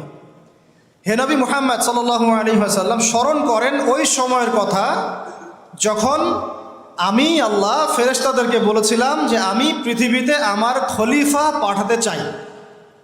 কি ওয়ার্ড আল্লাহ ইউজ করেছেন? খলিফা পাঠাতে চাই। তো ফেরেশতারা বলছেন আতাজআলু ফিহা মা ইউফসিদু ফিহা ওয়া ইয়াসফিকু দিমা, আপনি কি এমন কাউকে পাঠাতে চাচ্ছেন যে পৃথিবীতে গিয়ে রক্তপাত ঘটাবে এবং ফাসাদ সৃষ্টি করবে? তাই করছে কিনা মানুষ? বুঝেন নাই? পৃথিবীতে মানুষ ফাসাদ সৃষ্টি করছে কিনা, রক্তপাত ঘটাচ্ছে কিনা? ফেরেশতারা তাদের দূরদর্শিতায় সঠিক ছিল কিনা? ছিল। তারপর আল্লাহ পাক বললেন ইন্নী আ'লামু মা লা তা'লামুন, আমি যা জানি তোমরা সেটা জানো না। মানে আমার এমন অনেক শুকরগুজার বান্দা থাকবে যারা এই কাতারভুক্ত হবে না। ঠিক আছে, আল্লাহ রাব্বুল আলামিন আদম আলাইহিস সালামকে খলিফা বললেন। এরপরে অনেক গল্প, এটা বলতে অনেক সময় লাগবে। নাম শিক্ষা দিলেন, সমস্ত নাম মানে জ্ঞান, সমস্ত জ্ঞান ফেরেশতাদেরকে দিয়ে সেজদা করালেন। ইবলিস করলো না, মনে আছে? ইবলিস করলো না, উল্টা চ্যালেঞ্জ করলো। কি চ্যালেঞ্জ করলো? যে আপনি খলাকতানি মিন নার ওয়া খলাকতাহু মিন তিন, আমাকে সৃষ্টি করেছেন আগুন দিয়ে, তাকে মাটি দিয়ে, আমি কেন সেজদা করব? আল্লাহ বলছে মা মানাআকা আল্লা তাসজুদা ইযা আমারতুক, তোমাকে সেজদা করতে কে নিষেধ করলো? তখন সেই যুক্তি দেখালো আল্লাহ রাব্বুল আলামিনের সামনে। আল্লাহ পাক বলছেন ফাখরুজ মিনহা ফাইন্নাকা রাজিম, এখান থেকে বের হয়ে যাও, আমার আদেশ অমান্য করে তুমি অভিশপ্ত শয়তান হয়ে গেছো। ফাইন্না আলাইকা লা'নাতা ইলা ইয়াউমিদ্দিন, কিয়ামত পর্যন্ত তোমার উপর লানত। ইবলিস বলছে আনজিরনি ইলা ইয়াউমি ইউবআসুন, আচ্ছা ঠিক আছে, আমাকে বের করে দিচ্ছেন, আমাকে কিয়ামত পর্যন্ত অবকাশ দেন। আল্লাহ বলছেন ফাইন্নাকা মিনাল মুনজারিন, যাও তোমাকে অবকাশপ্রাপ্তদের অন্তর্ভুক্ত করা হোক। এবার ইবলিস চ্যালেঞ্জ করছে ফাবিমা আগওয়াইতানি, হে আল্লাহ আপনি যার জন্য আমাকে বের করে দিলেন, হে আদম সন্তানরা শুনেন কথাটা ভালো করে, প্রত্যেক আদম সন্তান কথাটা ভালো করে শোনেন। ফাবিমা আগওয়াইতানি, হে আল্লাহ আপনি যে আদমের কারণে আমাকে এখান থেকে বের করে দিলেন, লাআকউদান্না লাহুম সিরাতাকাল মুস্তাকিম, আমি সে আদম সন্তানের এই সরল পথে ওত পেতে বসে থাকবো, একদম ওত পেতে বসে থাকবো। সুম্মা লাআতিয়ান্না মিন বাইনি আইদিহিম, আমি আদম সন্তানদের সামন থেকে আসবো, ওয়া মিন খালফিহিম, তার পিছন দিক থেকে আসবো, ওয়া আন আইমানিহিম, তাদের ডান দিক থেকে আসবো, ওয়া আন শামাইলিহিম, তাদের বাম দিক থেকে আসবো, ওয়ালা তাজিদু আকসারাহুম শাকিরিন, আপনি বেশিরভাগ আদম সন্তানকে শুকরগুজার পাবেন না। ইবলিস তার চ্যালেঞ্জে সঠিক না ভুল? এখনকার বিশ্ব এবং পরিবেশের দিকে তাকায় দেখেন, বেশিরভাগ মানুষ আল্লাহর পথে আছে না নাই? আল্লাহ পাক তাকে বের করে দিলেন। সে আরও একটা চ্যালেঞ্জ করেছিল, সে চ্যালেঞ্জ করেছিল, এইটা আমি আজকে স্টাডি করতে গিয়ে পেয়েছি, বিকজ আজকে একটা ইস্যু আমার সামনে এসেছিল, তো মনে হলো যে এটার দলিলটা কোথায় বের করতে হবে। তো দেখলাম যে ওয়াও, এটা তো ইবলিসের চ্যালেঞ্জ। এখনকার যে প্রবলেমসগুলো আপনি ফেস করছেন, জিনার প্রবলেম, ফ্রি মিক্সিংয়ের প্রবলেম, তারপরে এই যে ব্যভিচারের প্রবলেম, অশ্লীলতার প্রবলেম, ইভেন ট্রান্সজেন্ডারের প্রবলেম, হ্যাঁ ট্রান্সজেন্ডারের প্রবলেম, সমকামিতার প্রবলেম, এগুলো ইবলিসের চ্যালেঞ্জ ছিল। সুবহানাল্লাহ, এগুলো ইবলিস আল্লাহর সাথে চ্যালেঞ্জ করেছিল যে আমি আদম সন্তানকে এইভাবে পথভ্রষ্ট করব। কি বলেছে জানেন? সূরা নিসার 119 নম্বর আয়াতে ইবলিস এই চ্যালেঞ্জটা করেছে, ওয়ালা উদিল্লান্নাহুম। শুধু তাই নয়, আমি আদম সন্তানদেরকে অবশ্যই পথভ্রষ্ট করব। এক, ওয়ালা উমান্নিয়ান্নাহুম, আমি অবশ্যই আদম সন্তানদেরকে মিথ্যা আশ্বাস দিব। কি দিব? মিথ্যা আশ্বাস দিব। ওয়ালা আমুরান্নাহুম, আমি আদম সন্তানকে আদেশ করব, ফালাইউবাত্তিকুন্না আযানাল আনআম, তারা পশুর কানগুলোর মধ্যে ছিদ্র করা শুরু করবে। আরো আছে, ওয়ালা আমুরান্নাহুম, আমি তাদেরকে আরো আদেশ করব, ফালাইয়ুগাইয়িরুন্না খালকাল্লাহ। এইটাই হচ্ছে কথা, ফালাইয়ুগাইয়িরুন্না খালকাল্লাহ, আমি আদম সন্তানদেরকে আদেশ করব তারা যেন আল্লাহর সৃষ্টিকে বিকৃত করে, তারা যেন আল্লাহর সৃষ্টিকে বিকৃত করে। আব্দুল্লাহ বিন মাসউদ রাদিয়াল্লাহু আনহু এই আয়াতের আলোকে বলছেন যে মেয়েরা ব্রু প্লাক করে, এরাও তার অন্তর্ভুক্ত। যে মেয়েরা বা ছেলেরা হাতে ট্যাটু আঁকে, তারাও এর অন্তর্ভুক্ত। যারা দাঁত শান করে, নর্মাল আল্লাহ পাক স্বাভাবিক যা দিয়েছেন তাকে শান করে, শানিত করে, ধারালো করার চেষ্টা করে, এরাও তার অন্তর্ভুক্ত। তাহলে যারা নিজেদের লিঙ্গ কেটে ছেলে থেকে মেয়ে হচ্ছে, এরা কাদের অন্তর্ভুক্ত? এরা কাদের অন্তর্ভুক্ত? এটাকে আমরা প্রমোট করতেছি। কিভাবে এরকম একটা মানুষ আমাদের এমপি মন্ত্রীর সাথে দেখা করতে পারে, সুসংবাদ দিতে পারে? কিভাবে তারা ইন্সপিরেশন পায়? কোত্থেকে ইন্সপিরেশন পায়? এটা একটা ছেলে, বাহ্যিকভাবে ছেলে, মানসিকভাবে মেয়ে। মনে রাখবেন, ট্রান্সজেন্ডার প্রবলেম আর হিজড়ার সমস্যা এক নয়। হিজড়ার সমস্যাটা জন্মগত সমস্যা, এটার বিধান ইসলামে আছে, কোরআন সুন্নাহ এটার বিধান আছে। আয়েশা রাদিয়াল্লাহু আনহার কাছেও একজন হিজড়া এসেছিল। তো নবী সাল্লাল্লাহু আলাইহি ওয়াসাল্লাম তাকে বলেছিলেন যে তার মধ্যে যদি পুরুষের স্বভাব বেশি থেকে থাকে, তাহলে তার কাছ থেকেও আমাদেরকে পর্দা করতে হবে। কথা বুঝতে পারছেন? তার মধ্যে যদি পুরুষের স্বভাব বেশি থাকে, তাহলে মেয়েরা তার থেকে পর্দা করতে হবে। এমন ভাবার সুযোগ নাই যে সে তো তৃতীয় লিঙ্গের মানুষ, পর্দার দরকার নাই। নো। তো হিজড়ার প্রবলেমটা ইসলামে আছে, সলিউশন ইসলামে আছে। এটা কি সমস্যা? ট্রান্সজেন্ডার সমস্যা। সে বলছে আমি ফিজিক্যালি মেল কিন্তু মেন্টালি ফিমেল।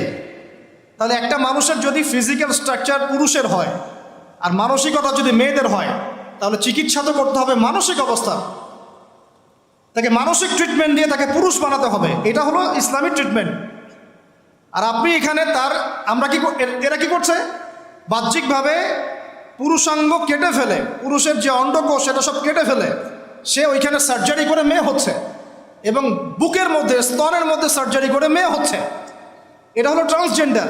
ওয়ালা আমুরান্নাহুম ফালাইয়ুগাইয়িরুন্না খালকাল্লাহ, তারা আল্লাহ পাকের সৃষ্টিকে বিকৃত করবে। এই যে শয়তান চ্যালেঞ্জ করেছে, এখন দেখেন ওই যুগ চলছে।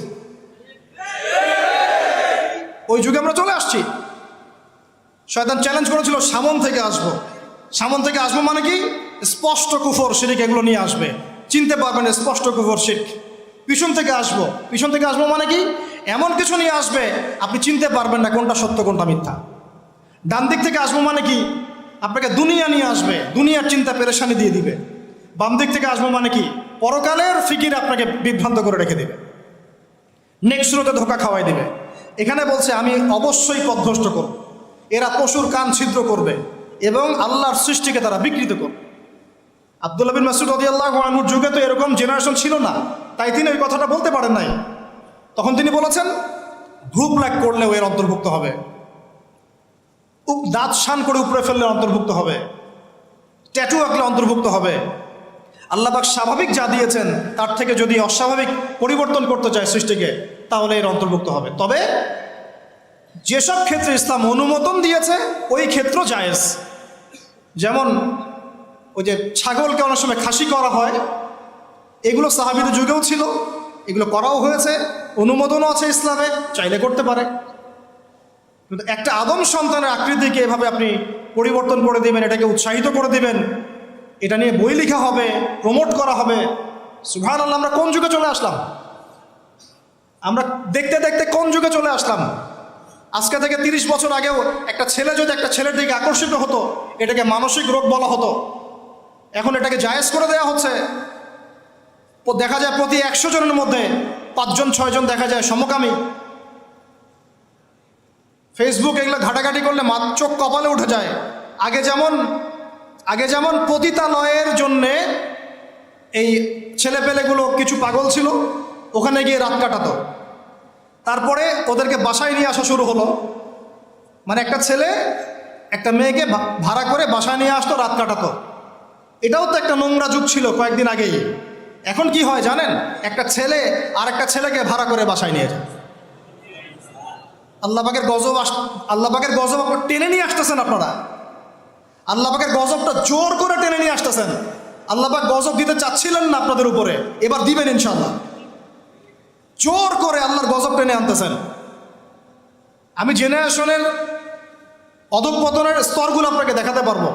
আগে চিঠি লিখতো গোপনে গোপনে, লজ্জা শরম হায়া ছিল, রিক্সায় করে যাওয়া যাবে না, কেউ দেখে ফেললে সমস্যা হবে। তারপরে এমন জেনারেশন আসলো সব কিছু ওপেন। ওদের আলাপই শুরু হয় হ্যান্ডশেক থেকে, এবং 7 দিনের মধ্যে বেড়ে যাওয়া শেষ। এরপর চেঞ্জ করতে থাকে একটার পর একটা। তারপর চলে আসলো সিরিয়ালের যুগ। সিরিয়াল এসে শেখালো বাসায় স্বামী থাকলেও যথেষ্ট না, বাইরে একটা স্বামী লাগবে। বাসায় মেয়ে থাকলে যথেষ্ট না, আরেকটা বউ বাইরে লাগবে। এটা শুরু হলো, এটা চলতে শুরু করলো, এখন এটা কমন হয়ে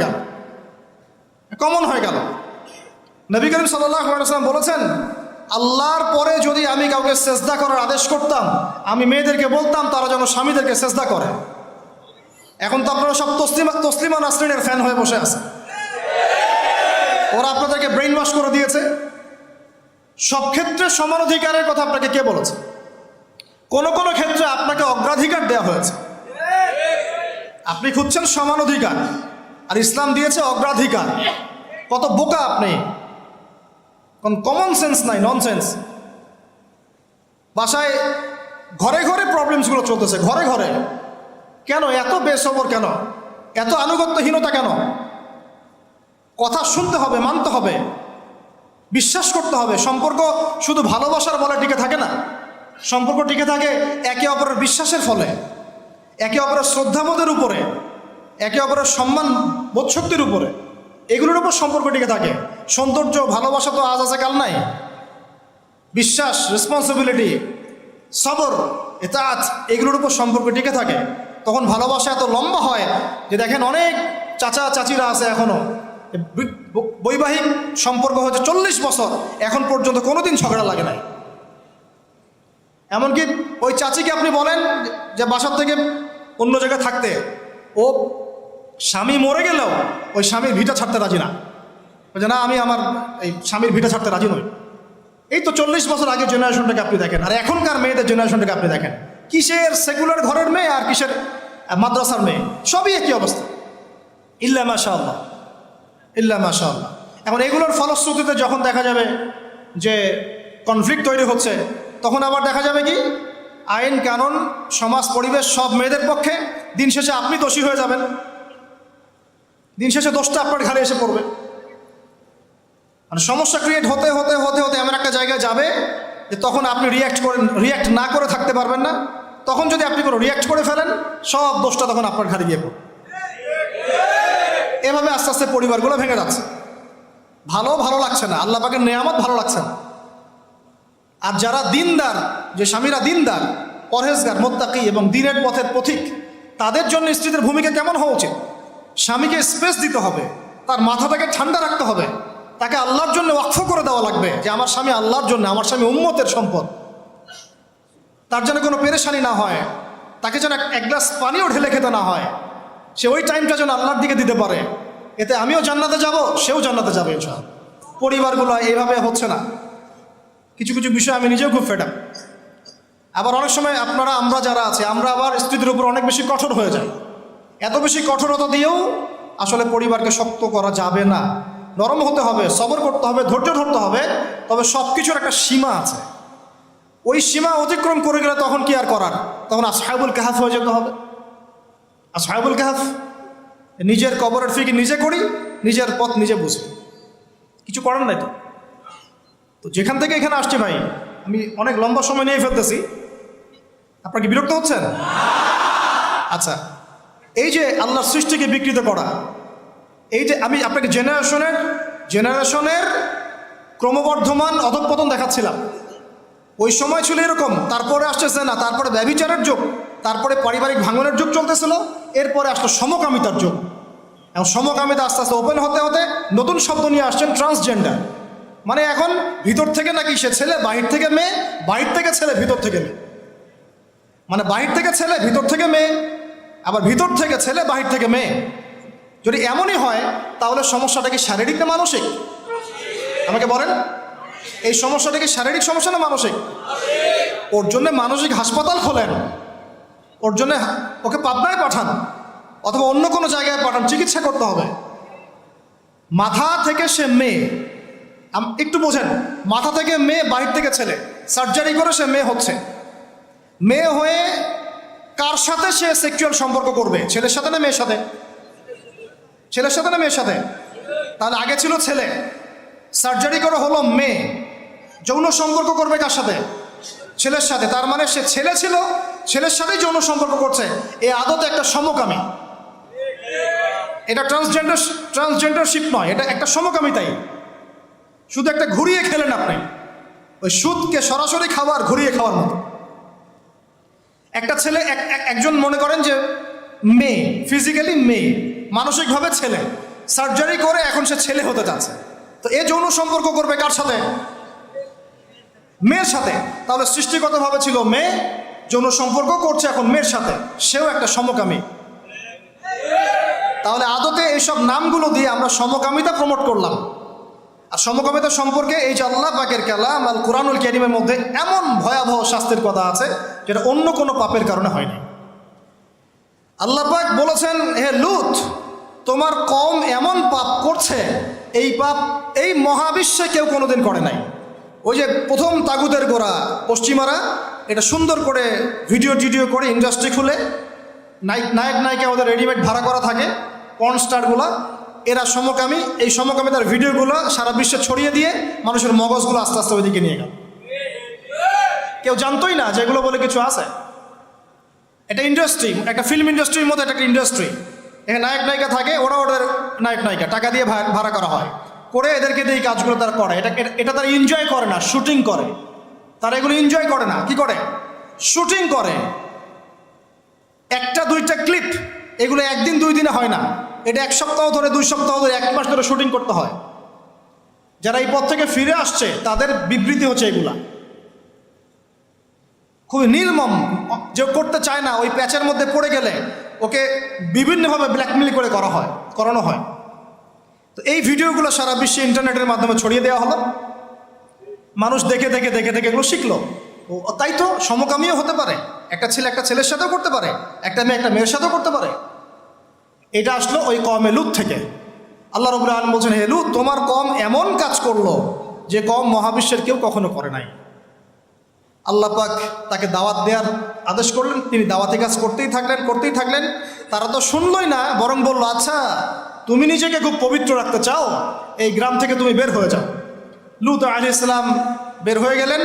তার স্ত্রী তার কথা শুনল না। আল্লাহ পাক বললেন, তা তোমার স্ত্রী এই জালেমদের অন্তর্ভুক্ত হয়ে যাবে, তুমি নিজে এখান থেকে বের হয়ে যাও। লূত আলাইহিস সালাম বের হয়ে গেলেন। আল্লাহ রাব্বুল আলামিন 2 জন ফেরেশতাকে পাঠালেন, একজন জিবরাইল আলাইহিস সালাম, একজন মিকাইল আলাইহিস সালাম, সুন্দর বালকের রূপে। টকটকা অনেক সুন্দর বালক থাকে না, দেখতে মিষ্টি মিষ্টি। এই বালকদের দিকে পর্যন্ত তাকাতে নিষেধ করা হয়েছে। এই বালকদের দিকে, ছোট ছোট সুন্দর সুন্দর ছেলের চেহারার যে বালকরা আছে, কিশোর, এদের দিকেও অনেকক্ষণ তাকায় থাকতে নিষেধ করা হয়েছে, যাতে ওদের দিকে কোনো আকর্ষণ সৃষ্টি না হয়। এখন তো বলতে লজ্জা লাগে, বিভিন্ন জায়গায় মাদ্রাসার মধ্যে এইসব ঘটনা ঘটছে এখন।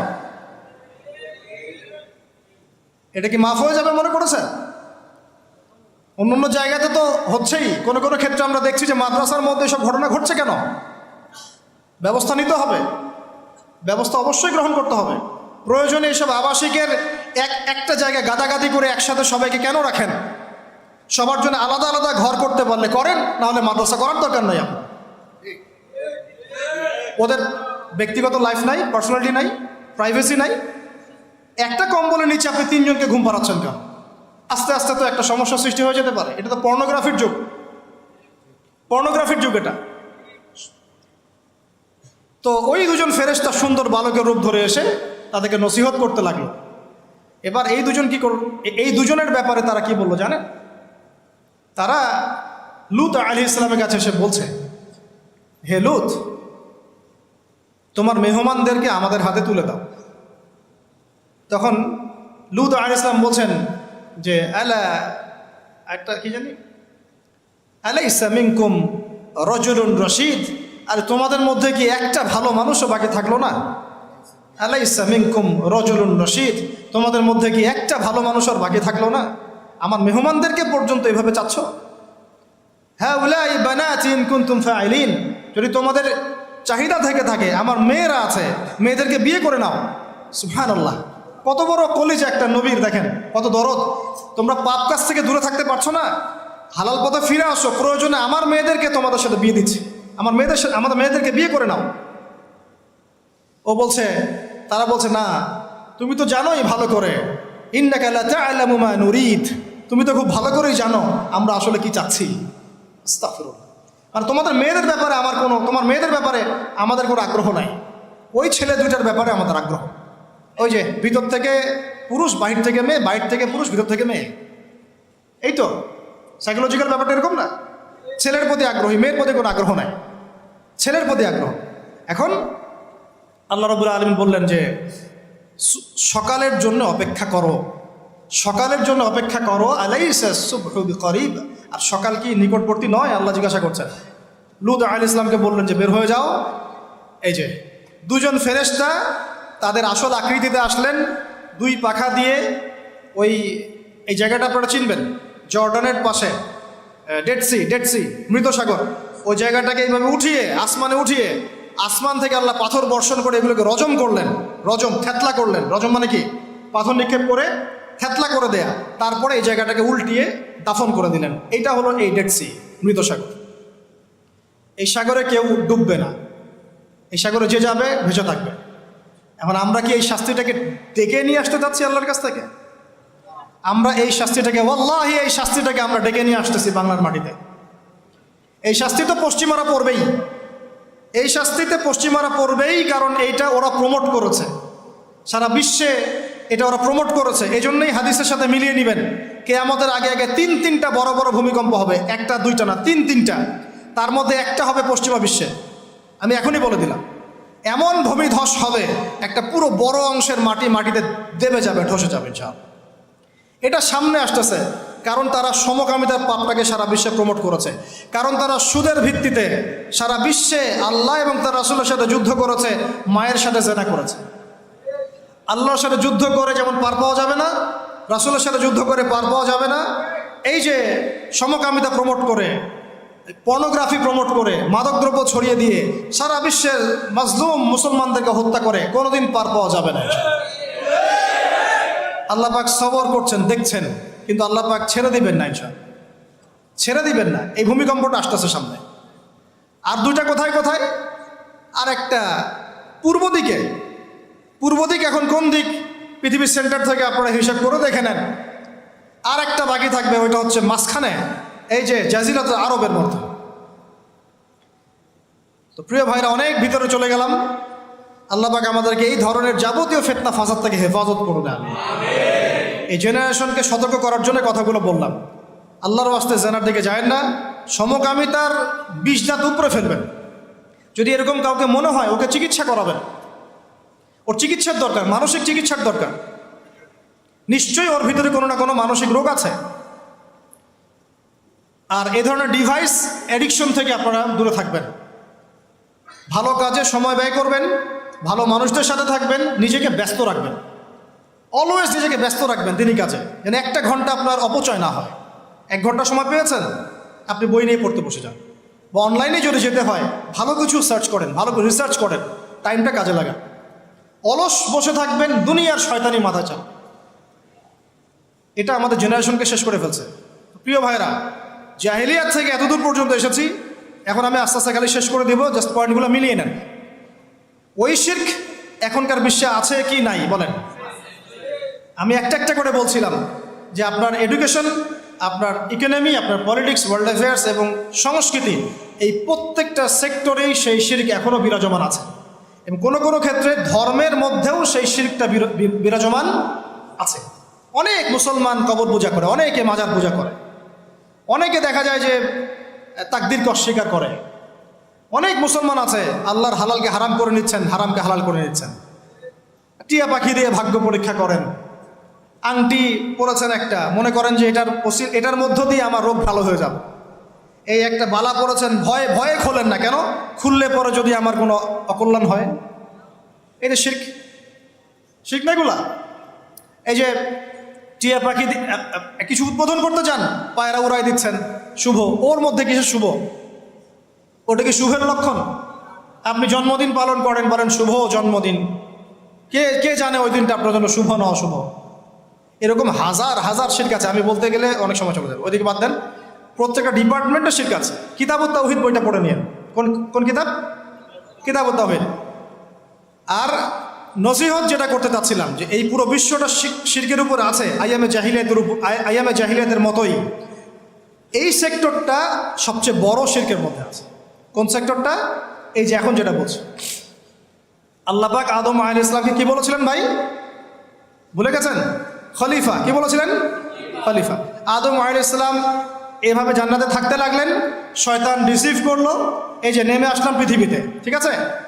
পৃথিবীতে নেমে আসার পরে আদম আলাইহিস সালাম কি আল্লাহ পাকের বিধান ছাড়া অন্য কোনো বিধান ফলো করেছিলেন? কথা এবার বুঝেন। আদম আলাইহিস সালামকে আল্লাহ কি বলেছেন বলেন? খলিফা। কি শব্দ? খলিফা। তিনি এখন পৃথিবীতে আসলেন কিভাবে? ওই যে জান্নাতে রাখলেন, ফল ভক্ষণ করে ফেললেন, ইবলিস সিজদা করলো না, এই যে চ্যালেঞ্জ করলো, আস্তে আস্তে ফল খেয়ে ফেললেন একদিন, বাস আল্লাহ পাক আর জান্নাতে রাখলেন না, যাও পৃথিবীতে চলে যাও। তওবা করলেন, রব্বানা যালামনা আনফুসানা ওয়া ইল্লাম তাগফির লানা ওয়া তারহামনা লানাকুনান্না মিনাল খাসিরিন, আল্লাহ মাফ করে দিলেন। কিন্তু জান্নাতে থাকা হলো না, এবার পৃথিবীতে থাকো। পৃথিবীতে তিনি থাকা অবস্থায় কি আল্লাহর সাথে শিরক করেছিলেন? আল্লাহর বিধান বাদ দিয়ে অন্য কোনো বিধান মেনেছিলেন? আল্লাহর বিধান বাদ দিয়ে অন্য কোনো বিধান দিয়ে তিনি কি তার পরিবার সমাজ পরিচালনা করেছিলেন? তাহলে আল্লাহর খলিফার কাজ কি? আল্লাহর বিধান দিয়ে নিজেকে, নিজের পরিবারকে, নিজের সমাজকে, নিজের আওতাভুক্ত যারা তাদেরকে পরিচালিত করা।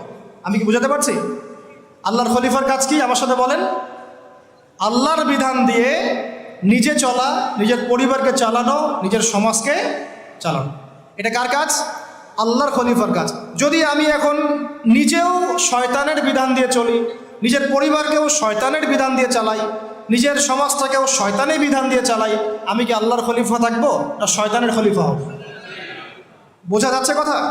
আচ্ছা, এবার আল্লাহ পাক আরও একজন নবীকে খলিফা বলেছেন। বলেন কোন নবীকে? হ্যাঁ বলেন। আরও একজন নবীকে আল্লাহ পাক খলিফা বলেছেন, তার নাম দাউদ আলাইহিস সালাম। কি নাম? ওই সুলাইমান আলাইহিস সালামের বাবা, সুলাইমান আলাইহিস সালামের বাবা। এই দাউদ আলাইহিস সালাম এই জেরুজালেম থেকে 40 বছর বিশ্ব শাসন করেছিলেন। কত বছর? কোন জায়গা থেকে? এই জেরুজালেম থেকেই। তার পরবর্তীতে তার সন্তান সুলাইমান আলাইহিস সালাম, তিনিও 40 বছর বিশ্ব শাসন করেছেন এই জেরুজালেম থেকে। অচিরেই এই ইহুদিদেরকে নিয়ে আবারও 40 দিন বিশ্ব শাসন করবে মাসিহুদ দাজ্জাল। এটা লিখিত হয়ে গেছে, এবং সে এত বেশি শক্তিপ্রাপ্ত হবে যেটা অতীতে কাউকে দেয়া হয়। মানে ওই সুলাইমান আলাইহিস সালামের সময়ে যেভাবে এই জিউসরা, বনু ইসরাইল এই পুরো বিশ্ব শাসন করেছিল, মাসিহুদ দাজ্জালকে নিয়ে ইহুদিরা বিশ্ব শাসন করবে। বনু ইসরাইলরা নয়, ইহুদিরা। বনু ইসরাইল ইহুদি এক নয়। বনু ইসরাইল ইহুদি এক নয়। বনু ইসরাইলরা তখন হকের উপর ছিল, ইহুদিরা হকের উপর নাই। কারণ তারা দুইটা চান্স মিস করেছে। এক, তারা তাদের সত্যিকারের মাসিহকে চিনতে ব্যর্থ হয়েছে এবং তাকে হত্যার চেষ্টা করেছিল। সত্যিকারের মাসিহের নাম ঈসা আলাইহিস সালাম, তাকে তারা জারদ সন্তান বলে গালি দিয়েছিল, নাউজুবিল্লাহ। তার মাকে ব্যভিচারিণী বলে গালি দিয়েছিল, নাউজুবিল্লাহ। তাকে হত্যার চেষ্টা করেছিল, নাউজুবিল্লাহ। আল্লাহ পাক তাকে উঠিয়ে নিয়েছেন, তিনি মারা যান নাই। ওমা কাতালুহু ওমা সালাবুহু, তারা তাকে হত্যাও করে নাই, ক্রুশবিদ্ধ করে নাই। বাল রাফাআহুল্লাহু ইলাইহি, বরং আল্লাহ পাক তাকে উঠিয়ে নিয়েছেন তার কাছে। ঠিক আছে। তারা আরো অনেক নবীকে হত্যা করেছে, সূরা ইয়াসিন পড়লে বুঝতে পারবেন। আরো জাকারিয়া আলাইহিস সালামকেও তারা হত্যা করেছে, ইয়াহইয়া আলাইহিস সালামকে হত্যা করেছে। এমনকি আমাদের নবী মুহাম্মদ সাল্লাল্লাহু আলাইহি ওয়াসাল্লামকেও তারা একাধিকবার হত্যার চেষ্টা করেছে। ঠিক আছে। এই একটা চান্স চলে গেল, তারা বনু ইসরাইল থাকতে পারলো না। 2 নম্বর চান্স ছিল তাদের নবী মুহাম্মদ সাল্লাল্লাহু আলাইহি ওয়াসাল্লামের আনুগত্য করা। আল্লাহ পাক আল্লাহর নবীকে তাদের দরজা পর্যন্ত পৌঁছে দিলেন। তাদের কেবলায় 16 মাস নামাজ পড়লাম, পড়ি নাই? তারপরেও তারা হিংসার বশবর্তী হয়ে এবং চিরায়ত তাদের চরিত্রের বশবর্তী হয়ে তারা মুহাম্মদ সাল্লাল্লাহু আলাইহি ওয়াসাল্লামকে অস্বীকার করে। তাদের 2টা চান্স বন্ধ হয়ে গেল। এরপর থেকে তারা অভিশপ্ত হলো, অভিশপ্ত। আল্লাহ পাক ওদেরকে এখন এমন একটা আযাব দিবেন, এই মাসিহুদ দাজ্জালকেই তারা সত্য মাসিহ মনে করে বসে আছে। এই মিথ্যা মাসিহকেই তারা সত্য মাসিহ মনে করে বসে আছে এবং সেই প্ল্যাটফর্ম তারা রেডি করছে এখন। এবং এই মিথ্যা মাসিহ দাজ্জাল এদেরকে নিয়েই 40 দিন বিশ্ব শাসন করবে। যার প্রথম দিনটা হবে 1 বছরের সমান, সেকেন্ড ডে হবে 1 মাসের সমান, তৃতীয় দিনটা হবে 1 সপ্তাহের সমান, বাকি দিনগুলো হবে আমাদের দিনের মতো। কিভাবে হবে আল্লাহু আ'লাম, আমরা জানি না। আল্লাহ পাক যা গোপন করেছেন আমরাও তা গোপন রাখলাম, তবে কিছু একটা তো হবে। এখন একটু ধৈর্য ধরেন, আমি শেষ করে দিচ্ছি। এখন ওই জেরুজালেম থেকেই আবার দাজ্জালকে হত্যা করে ওই ঈসা আলাইহিস সালাম আরও 40 বছর খেলাফত কায়েম করবে ইনশাআল্লাহ। কত বছর? 40 বছর। তার আগ পর্যন্ত কিয়ামত হবে না ইনশাআল্লাহ। যে পয়েন্ট থেকে ওইখানে গিয়েছি, দাউদ আলাইহিস সালাম আল্লাহ পাকের খলিফা ছিলেন।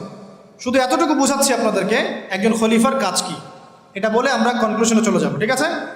খলিফার কাজ আল্লাহ পাক বলেছেন সূরা সদে। কোন সূরায়? আল্লাহ পাক বলছেন ইয়া দাউদ, দরদ মাখা কণ্ঠে বলছেন, হে দাউদ শোনো, ইন্না জাআলনাকা খলিফাতান ফিল আরদ। আল্লাহর ওয়াস্তে যত পলিটিশিয়ান আছেন উপস্থিত এখানে, যে যেখানে দায়িত্বশীল আছেন, সবাই এই আয়াত দুটো মুখস্থ রাখবেন।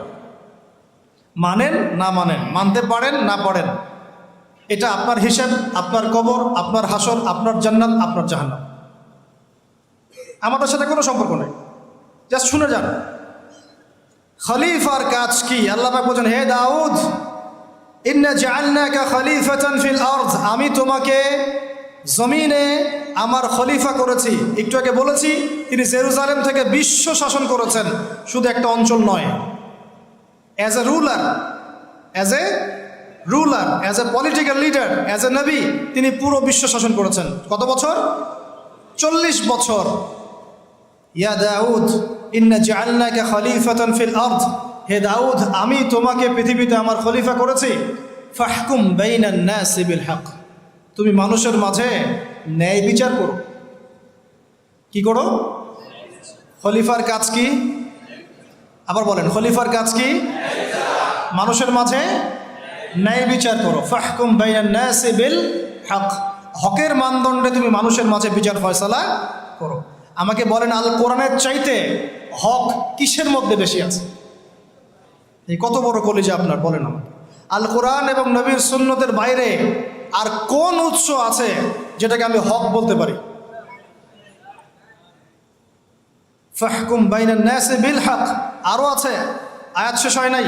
আল্লাহ বলছেন ওয়ালা তাত্তাবিউল হাওয়া, দেখো নিজের মন গড়া প্রবৃত্তির অনুসরণ করো না, নিজের মন গড়া বিধানের দাসত্ব করো না, নিজের প্রবৃত্তির অনুসরণ করো না। প্রবৃত্তি মানে কি? মন যা চায় তাই কর। এখন আমাকে বলেন দেখি, ইউনাইটেড নেশনস যে রুলসগুলো দিয়েছে, এগুলো কি কোরআনের রুলস, হাদিসের রুলস, না মন গড়া রুলস? পুরো বিশ্ব তাহলে পলিটিক্যালি শিরকের মধ্যে আছে কি নাই? আমি কি প্রমাণ করতে পারলাম না? পারলাম না। ওর আন্ডারে যত কান্ট্রি থাকবে, তারা কেউ কি ওদের আন্ডারে থেকে কোরআন এবং হাদিসের প্রত্যেকটা রুলস বাস্তবায়ন করতে পারবে? ফাহকুম বাইনান নাসি বিল হক, এটা করতে পারবে? ওয়ালা তাত্তাবিউল হাওয়া, এটার বাইরে যেতে পারবে? কোশ্চিন কেন? ওইটা গোড়া, শিরক কুফর তাগুতের মূল গোড়া এটা। আরও আছে, আজ শেষ হয় নাই। ওয়ালা তাত্তাবিউল হাওয়া, তুমি নিজের প্রবৃত্তির অনুসরণ করো না। ইউদিল্লাকা আন সাবিলিল্লাহ, প্রবৃত্তির অনুসরণ করলে এই অনুসরণ তোমাকে আল্লাহর রাস্তা থেকে সরিয়ে নিয়ে যাবে। সরিয়ে নেয় নাই, নিতে বাধ্য। অবশ্যই আপনি বাউন্ড টু বি মিসগাইডেড। ওয়ালা তাত্তাবিউল হাওয়া ইউদিল্লাকা আন সাবিলিল্লাহ। আয়াত এখনো শেষ হয় নাই। আল্লাহ পাক আরো বলছেন, ইন্নাল্লাযীনা ইউদিল্লুনা আন সাবিলিল্লাহ, ভালো করে শোনেন, ইন্নাল্লাযীনা ইউদিল্লুনা আন সাবিলিল্লাহ, যারা আল্লাহ পাকের সরল রাস্তা থেকে বিভ্রান্ত হয়ে যায়, বিচ্যুত হয়ে যায়, লাহুম আযাবুন শাদীদ, ওদের জন্য কাল কিয়ামতে কঠিন শাস্তি আছে। আযাবুন শাদীদ, কঠিন শাস্তি আছে। কেন? বিমা নাসু ইয়াউমাল হিসাব, তারা হিসাবের দিনটাকে ভুলে গিয়েছে। জাস্ট দুইটা সূরা সদের একজন খলিফার কাজ, তার ফাংশন এখানে পাবেন। একজন খলিফার কাজ, এই দুনিয়াতে আল্লাহ পাক তাকে যে ক্ষমতা দিয়েছেন, এটা দিয়ে সে যেন মানুষের মাঝে ন্যায় বিচার করে, নিজের প্রবৃত্তির অনুসরণ না করে, মন গড়া বিধানের অনুসরণ না করে, না হলে আল্লাহর পথ থেকে বিচ্যুত হয়ে যাবে। কিয়ামতে ভয়ঙ্কর শাস্তি অপেক্ষা করবে, সমস্ত পাপের হিসেব সেদিন দিতে হবে। এখন আমাকে স্ট্রেট ফরওয়ার্ড বলেন দেখি, স্ট্রেট ফরওয়ার্ড বলেন যে পুরো ওয়ার্ল্ড যারা চালাচ্ছে এদের বিধানগুলো কি কোরআন সুন্নাহ মোতাবেক? ওর আন্ডারে যত অর্থনৈতিক সিস্টেম, ব্যাংকিং সিস্টেম আছে, এগুলো কি কোরআন সুন্নাহ মোতাবেক? ওদের যত মিডিয়া, প্রযুক্তি মিডিয়াগুলো আছে, এগুলো দিয়ে যে প্রোপাগান্ডাগুলো চালানো হয়, এগুলো কি সত্য? ওদের যে সংস্কৃতিগুলো তারা সারা বিশ্বে ছড়িয়ে দিচ্ছে, এগুলো কি সত্য? এগুলো কি ভালো? এগুলো কি হক? তাদের যে বস্তুবাদী শিক্ষা ব্যবস্থা কোরআন সুন্নাহ বিবর্জিত, এটা কি হক? তাদের এই যে পর্নোগ্রাফির মহামারী, এটা কি হক? ট্রান্সজেন্ডার, এটা কি হক? সমকামিতা কি হক? রিবা কি হক? আর কি বলবো, কয়টা বলতে বাকি রাখ বলেন? একটা একটা করে ফাইন্ড আউট করেন। পুরো ওয়ার্ল্ডটাই এখন আইয়ামে জাহিলিয়াতের মধ্যে আছে। পুরো বিশ্বটা আবু জাহেলের যুগের মধ্যে আছে। ওটাই ছিল আইয়ামে জাহিলিয়াত, যেটা আপনাকে এতক্ষণ ধরে বোঝালাম। ওই যুগে এই সমস্যাগুলো ছিল, ওই যুগে সুদ ছিল, ওই যুগে মাদক ছিল, ওই যুগে নারীর অবমাননা ছিল, আর ওই যুগে গোত্রীয় হানাহানি, মারামারি, কাটাকাটি ছিল। একটাও কি এখন বাদ আছে? ওই যুগটা 23 বছরে নবী সাল্লাল্লাহু আলাইহি ওয়াসাল্লাম অন্ধকারের যুগ থেকে আলোকিত সমাজে পরিণত করলেন। এই যে আমার হাতে যে কিতাব, এই কিতাবের আলোকে। কত বছর? মাত্র 23 বছর। প্রথম 3 বছর গোপনে দাওয়াত দিলেন, তারপরে প্রকাশ্যে দাওয়াত দেওয়া শুরু করলেন। সমাজে কনফ্লিক্ট শুরু হলো, হক আর বাতিলের সংঘর্ষ শুরু হলো। মক্কায় 13 বছর থাকলেন, সবর করলেন, ধৈর্য ধরলেন, গালি খেলেন, মার খেলেন, তারপরে অস্ত্র হাতে নিলেন না, ধৈর্য ধরলেন। প্রয়োজনে আবিসিনিয়ায় সাহাবীরা হিজরত করলেন, প্রয়োজনে তিনি তায়েফে গেলেন সাহায্য নিতে, মার খেলেন, আবার ফিরে আসলেন। 3 বছর শিয়ারে আবু তালেবে বয়কটের জীবনযাপন করলেন, কেউ কথা শোনে না, গুটি কয়েক মানুষ ছাড়া। ধৈর্যহারা হলেন না, কোরআন নাজিল হতে থাকলো। এই গুটি কয়েক মানুষকে নিয়েই দারুল আরকামে সাহাবীদেরকে তালিম দিতে লাগলেন, তাসকিয়া দিতে লাগলেন, কোরআনের শিক্ষা দিতে লাগলেন, দাওয়াত চলতে লাগলো। আস্তে আস্তে এভাবে ইসলাম আগাতে লাগলো। নবুয়তের 13তম বছরে গিয়ে চাচা আবু তালেবও ইন্তেকাল করলো, তার স্ত্রী খাদিজা রাদিয়াল্লাহু আনহাও চলে গেলেন। আল্লাহ পাক তাকে মেরাজে উঠিয়ে নিলেন। সুবহান। আমার বান্দার মনে কষ্ট, আসো আমার কাছে আসো, সব কষ্ট চলে যাও। এখনো আপনাদের মনে অনেকেরই অনেক কষ্ট। এই কষ্ট এইসব মাদকে, মেয়ের সাথে অ্যাফেয়ার্সে, এই সিগারেটে ইত্যাদি তমুকে তমুকে এগুলো যাবে না। এই কষ্টগুলো দূর করতে হলে সেজদা দিতে হবে। বান্দা আমার কষ্টে আসো, আমার কাছে আসো, মেরাজে আসো। আল্লাহ পাক সরাসরি কথা বললেন, হে মুহাম্মদ শোনো, তোমার উম্মতের যে কোনো ব্যক্তি যত পাপই করুক না কেন, শিরকের পাপ না করলে আমি জান্নাত দিয়ে দিব ইনশাআল্লাহ। এত সহজ না বিষয়টা, কারণ আমি দেখালাম আপনাকে ওয়ার্ল্ডটাই শিরকের উপর আছে। এই জন্যই তো এত বড় প্রতিশ্রুতি। যত পাপ করে করুক, শুধু যদি শিরক মুক্ত আমলনামা নিয়ে আসতে পারে, আমি জান্নাত দিয়ে দেব। আল্লাহ ওয়াদা করলেন। 5 ওয়াক্ত নামাজ দিলেন, যা আগে 50 ওয়াক্ত ছিল, আর সূরা বাকারার শেষের 3টা আয়াত দিয়ে দিলেন। ব্যাস, এই 13 বছর চলে গেল।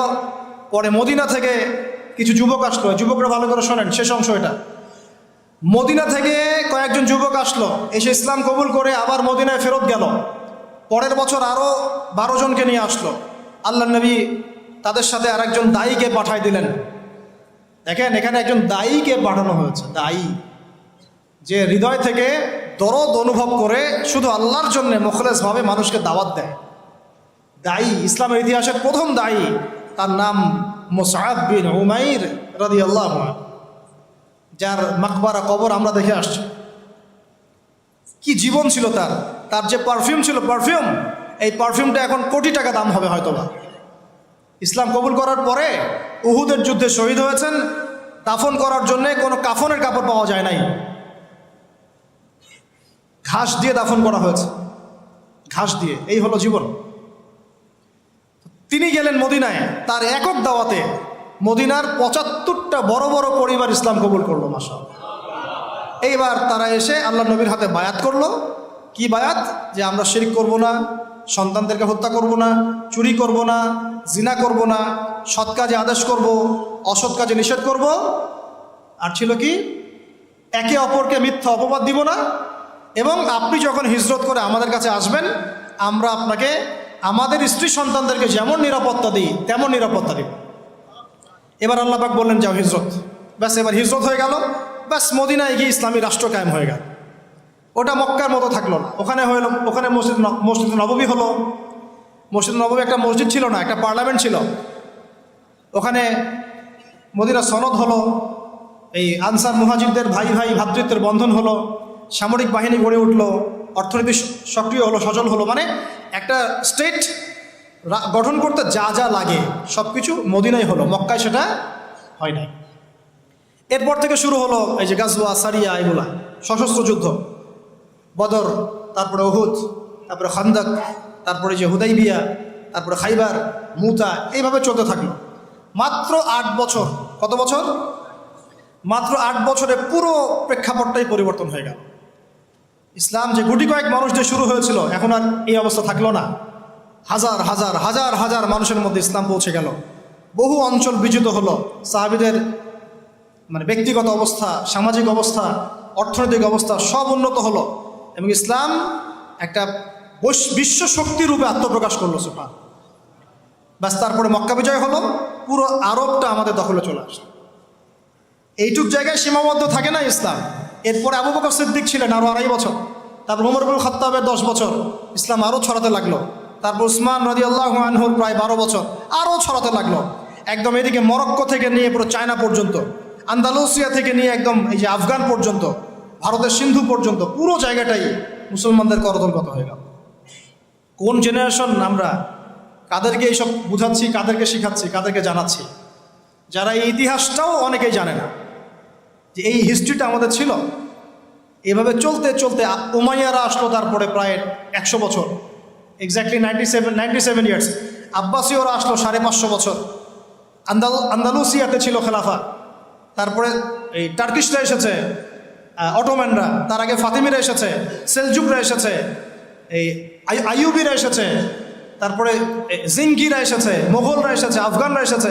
এভাবে ইসলামের ঝান্ডা সবাই বহন করে করে বিশ্বে ইসলাম প্রতিষ্ঠা করেছে। আমরা কি উড়ে এসে জুড়ে বসছি নাকি? এখনকার নতজানু মনোভাব কেন? এখন প্রত্যেকটা মুসলমানের সাইকোলজিক্যালি নতজানু মনোভাব, মনে হয় যে আমরা এতিম, কেউ নাই। এই অবস্থা থেকে ইসলাম এই জায়গায় আসছে 1914 সাল পর্যন্ত। 1914-এ ফার্স্ট ওয়ার্ল্ড ওয়ারে এই জেরুজালেম যখন দখল হয়ে গেল ব্রিটেনের হাতে, বাস তখন থেকে ইহুদিরা ওটা ঢোকা শুরু করলো। ঢুকে আস্তে আস্তে আস্তে 1914 থেকে এখন কত বছর? অলমোস্ট 100 বছর। এই লাস্ট 100 বছরটা হচ্ছে আমাদের অধঃপতনের সময়। লাস্ট 100 বছর, এই লাস্ট 100 বছরে আমরা ওই ল্যান্ডগুলো হারাই ফেলছি, ওই খিলাফাও চলে গেছে। আর খলিফার ফাংশন তো জানার কথাই না, যেহেতু খিলাফাই নাই, খলিফা দিয়ে কী হবে, তাই না? খিলাফাই যেহেতু নাই, তাহলে খলিফা দিয়ে আর কী হবে? ওটা শেষ। রাষ্ট্রে রাষ্ট্রে ভাগ হয়ে গেলাম, শত শত। প্রত্যেকটা রাষ্ট্রের ভিতরে আবার ওই পশ্চিমা তন্ত্রমন্ত্র ঢুকে গেল। এখন সবাই ভাইয়ে ভাইয়ে লড়াই করছি, তাকায় তাকায় মজা নিচ্ছি। তারপর ধর্মের মধ্যে অনেক শিরিক ঢুকে গেল, বেদাত ঢুকে গেল, ফেরকাবাজি ঢুকে গেল। একদম দলে দলে ভাগ হতে হতে হতে হতে শক্তি কমে গেল, হাওয়া বেরিয়ে যাবে। আল্লাহ সূরা আনফালে বলেছেন, ঐক্যবদ্ধ থাকো, না হলে তোমাদের হাওয়া বেরিয়ে যাবে। ওই হাওয়া এখন বেরিয়ে গেছে। বাস এখন পর্যন্ত এই অবস্থাতেও বসে বসে এই বিষয়গুলো চিন্তা করা বাদ দিয়ে কে কার গীবত করতে পারে, কে কার সমালোচনা করতে পারে, হ্যাঁ, কে কাকে ধুয়ে রেখে দিবে, কে কোন ইস্যু নিয়ে নিজেকে ভাইরাল করতে পারে, হ্যাঁ, কে মানুষকে ছোট করে নিজে বড় হতে পারে, কে কার গলায় ছুরি চালাবে, এইগুলোই চলতেছে। আপনারা ছবি তুলতে আসছেন প্রথমে, এই ফ্যান্টাসি চলতেছে, এইগুলোই চলতেছে। আমার কথা ভাই খোলামেলা স্পষ্ট, ভালো না লাগলে আল্লাহর রাস্তায় আমাকে গালি দিয়েন না, কিন্তু মূল কথা এইগুলোই হচ্ছে। ফ্যান্টাসি দিয়ে কিচ্ছু হবে না। আপনাদের ভালোবাসাকে আমি শ্রদ্ধা করি, ভালোবাসাকে সম্মান জানাই। যতক্ষণ পর্যন্ত কথাগুলো বুকে ধারণ না করবেন, সেভাবে নিজের জীবন না করবেন, আবু তো আদনান আপনার ইসলামের জন্য কিছুই করতে পারবে না। প্রত্যেকটা ঘরে ঘরে একজন করে আইয়ুবী তৈরি করতে হবে, প্রত্যেক ঘরে ঘরে একটা করে ওমর দরকার, ঘরে ঘরে হামজা দরকার, ঘরে ঘরে খালিদ দরকার, ঘরে ঘরে আবু বকর সিদ্দিকের মতো মানুষ দরকার। ওই রকম তো হতে পারবো না। মিসাল দিচ্ছি, দৃষ্টান্ত দিচ্ছি। প্রত্যেকটা ঘরে কি একটা করে আলেম আছে? প্রত্যেকটা ঘরে কি একটা করে হাফেজ আছে? হ্যাঁ, প্রত্যেক ঘরে একটা করে বেনামাজি অবশ্যই আছে। এই জেনারেশনকে দিয়ে আপনি ইসলাম কায়েম করতে যাচ্ছেন? এভাবে না। আল্লাহ রাব্বুল আলামিন আমাদের সবাইকে কথাগুলো বোঝার তৌফিক দান করুন। ওই অবস্থা থেকে আমরা আজকে এই অবস্থায় আসছি। নৈতিকতার অধঃপতন হয়েছে, ধর্মীয় জ্ঞান অর্জনে আমরা অগ্রগামী হচ্ছি না, সুদ খাচ্ছি, মাদকদ্রব্যের সাথে সম্পৃক্ত হয়ে আছি, অনেকে ঘুষ খাচ্ছি, দুর্নীতি করছি, মনে করছি যে একটা হজ করে নেব, ব্যাস সব শেষ হয়ে যাবে। ওয়াল্লাহি এমনটা নয়। আল্লাহ পাক গফুর রহিম বটে, আল্লাহ পাক সব গুনাহ মাফ করে দিতে পারেন বটে, তবে একই সাথে আল্লাহ পাক শাদীদুল ইকাবও বটে, আল্লাহ পাক কঠিন শাস্তি দাতাও বটে। এই আশা এবং ভয় এর মাঝখানে আমাদেরকে থাকতে হবে। আল্লাহ রাব্বুল আলামিন আমাদের সবাইকে পুরো বিশ্বটাকে বোঝার তৌফিক দান করুন। এই ফ্যান্টাসি বাদ দিয়ে মূল জায়গাগুলো বোঝার তৌফিক দান করুন। আল্লাহ পাক আমাদের সবাইকে দ্বীনি ইলম অর্জন করার তৌফিক দান করুন। প্রত্যেক ঘরে ঘরে একজন করে আলেম তৈরি করার তৌফিক দান করুন। প্রত্যেক ঘরে ঘরে একজন করে হাফেজ তৈরি করার তৌফিক দান করুন। প্রত্যেক ঘর থেকে মুসল্লিদেরকে আল্লাহ পাক মসজিদে নিয়ে আসেন। আজকে যেভাবে মসজিদে এসেছেন লেকচার শুনতে, এভাবেই নামাজে যেন আসেন, এটাই হবে সার্থকতা। নচেত আমার আশাও কোনো সার্থকতার কিছু নাই, আমার আলোচনারও সার্থকতার কিছু নেই। আল্লাহ পাক আমাদের সবাইকে হালাল খাবার তৌফিক দান করেন। সুদের ভয়াবহতা থেকে আল্লাহ পাক হেফাজত করেন। আল্লাহ পাক এই পশ্চিমাদের এই যত ষড়যন্ত্র, এগুলো থেকে আল্লাহ পাক আমাদেরকে হেফাজত করেন। আল্লাহ পাক আমাদেরকে ভিতরের মুনাফিকদের থেকে হেফাজত করেন। আল্লাহ পাক মুসলিম উম্মার মাজলুমদেরকে আল্লাহ পাক সাহায্য করেন। সব জালেমদেরকে আল্লাহ পাক ধ্বংস করেন। আল্লাহ রাব্বুল আলামিন আমাদের নেতৃস্থানীয় ব্যক্তিবর্গদেরকে আল্লাহর খলিফা হওয়ার তৌফিক দান করেন। আল্লাহ পাক তাদেরকে শয়তানের খলিফা থেকে হেফাজত করেন। আল্লাহ পাক তাদেরকে ন্যায় বিচার প্রতিষ্ঠা করার তৌফিক দান করেন। আল্লাহ পাক যেন আমাদের প্রত্যেক ঘরে ঘরে মা বোনদেরকে পর্দা করার তৌফিক দান করেন। পারিবারিক শান্তি আল্লাহ পাক দান করেন। আমাদের দিনী ভাইদেরকেও বোঝার তৌফিক দান করেন, দিনী বোনদেরকেও বোঝার তৌফিক দান করেন। প্রত্যেক ঘরে ঘরে আল্লাহ পাক আমাদেরকে এমন বাচ্চা জন্ম দেওয়ার তৌফিক দান করেন, যারা আগামী 20 বছর পরে ইনশাআল্লাহ এই উম্মার পতাকা বহন করবে। এখনকার এই জেনারেশনটার ব্যাপারে আমাদের যত নেগেটিভ ধারণা, এমন একটা জেনারেশন তৈরি করার তৌফিক আল্লাহ পাক দান করেন, যে জেনারেশন ইনশাআল্লাহ জ্ঞানে, গুণে, নীতিতে, নৈতিকতায়, জজবা, ইমানে অনন্য হবে ইনশাআল্লাহ। আল্লাহ পাক আমাদের সবাইকে কোরআন, ফার্স্ট অফ অল কোরআন, দেন সুন্নাহ, সাহাবীদের মানহাজ এবং সিরাতের আলোকে আল্লাহর জমিনে আল্লাহর দ্বীন প্রতিষ্ঠার তৌফিক দান করেন। আজকের মতো এখানে শেষ করছি। আকুলু কওলি হাযা আস্তাগফিরুল্লাহ লি ওয়া লাকুম ওয়া লিসাইরিল মুসলিমিন। বারাকাল্লাহু লানা ওয়া লাকুম বিল আয়াতিল হাকীম। ইন্নাহু তাআলা জাওয়াদুন কারীম মুবাররাউফুর রহিম।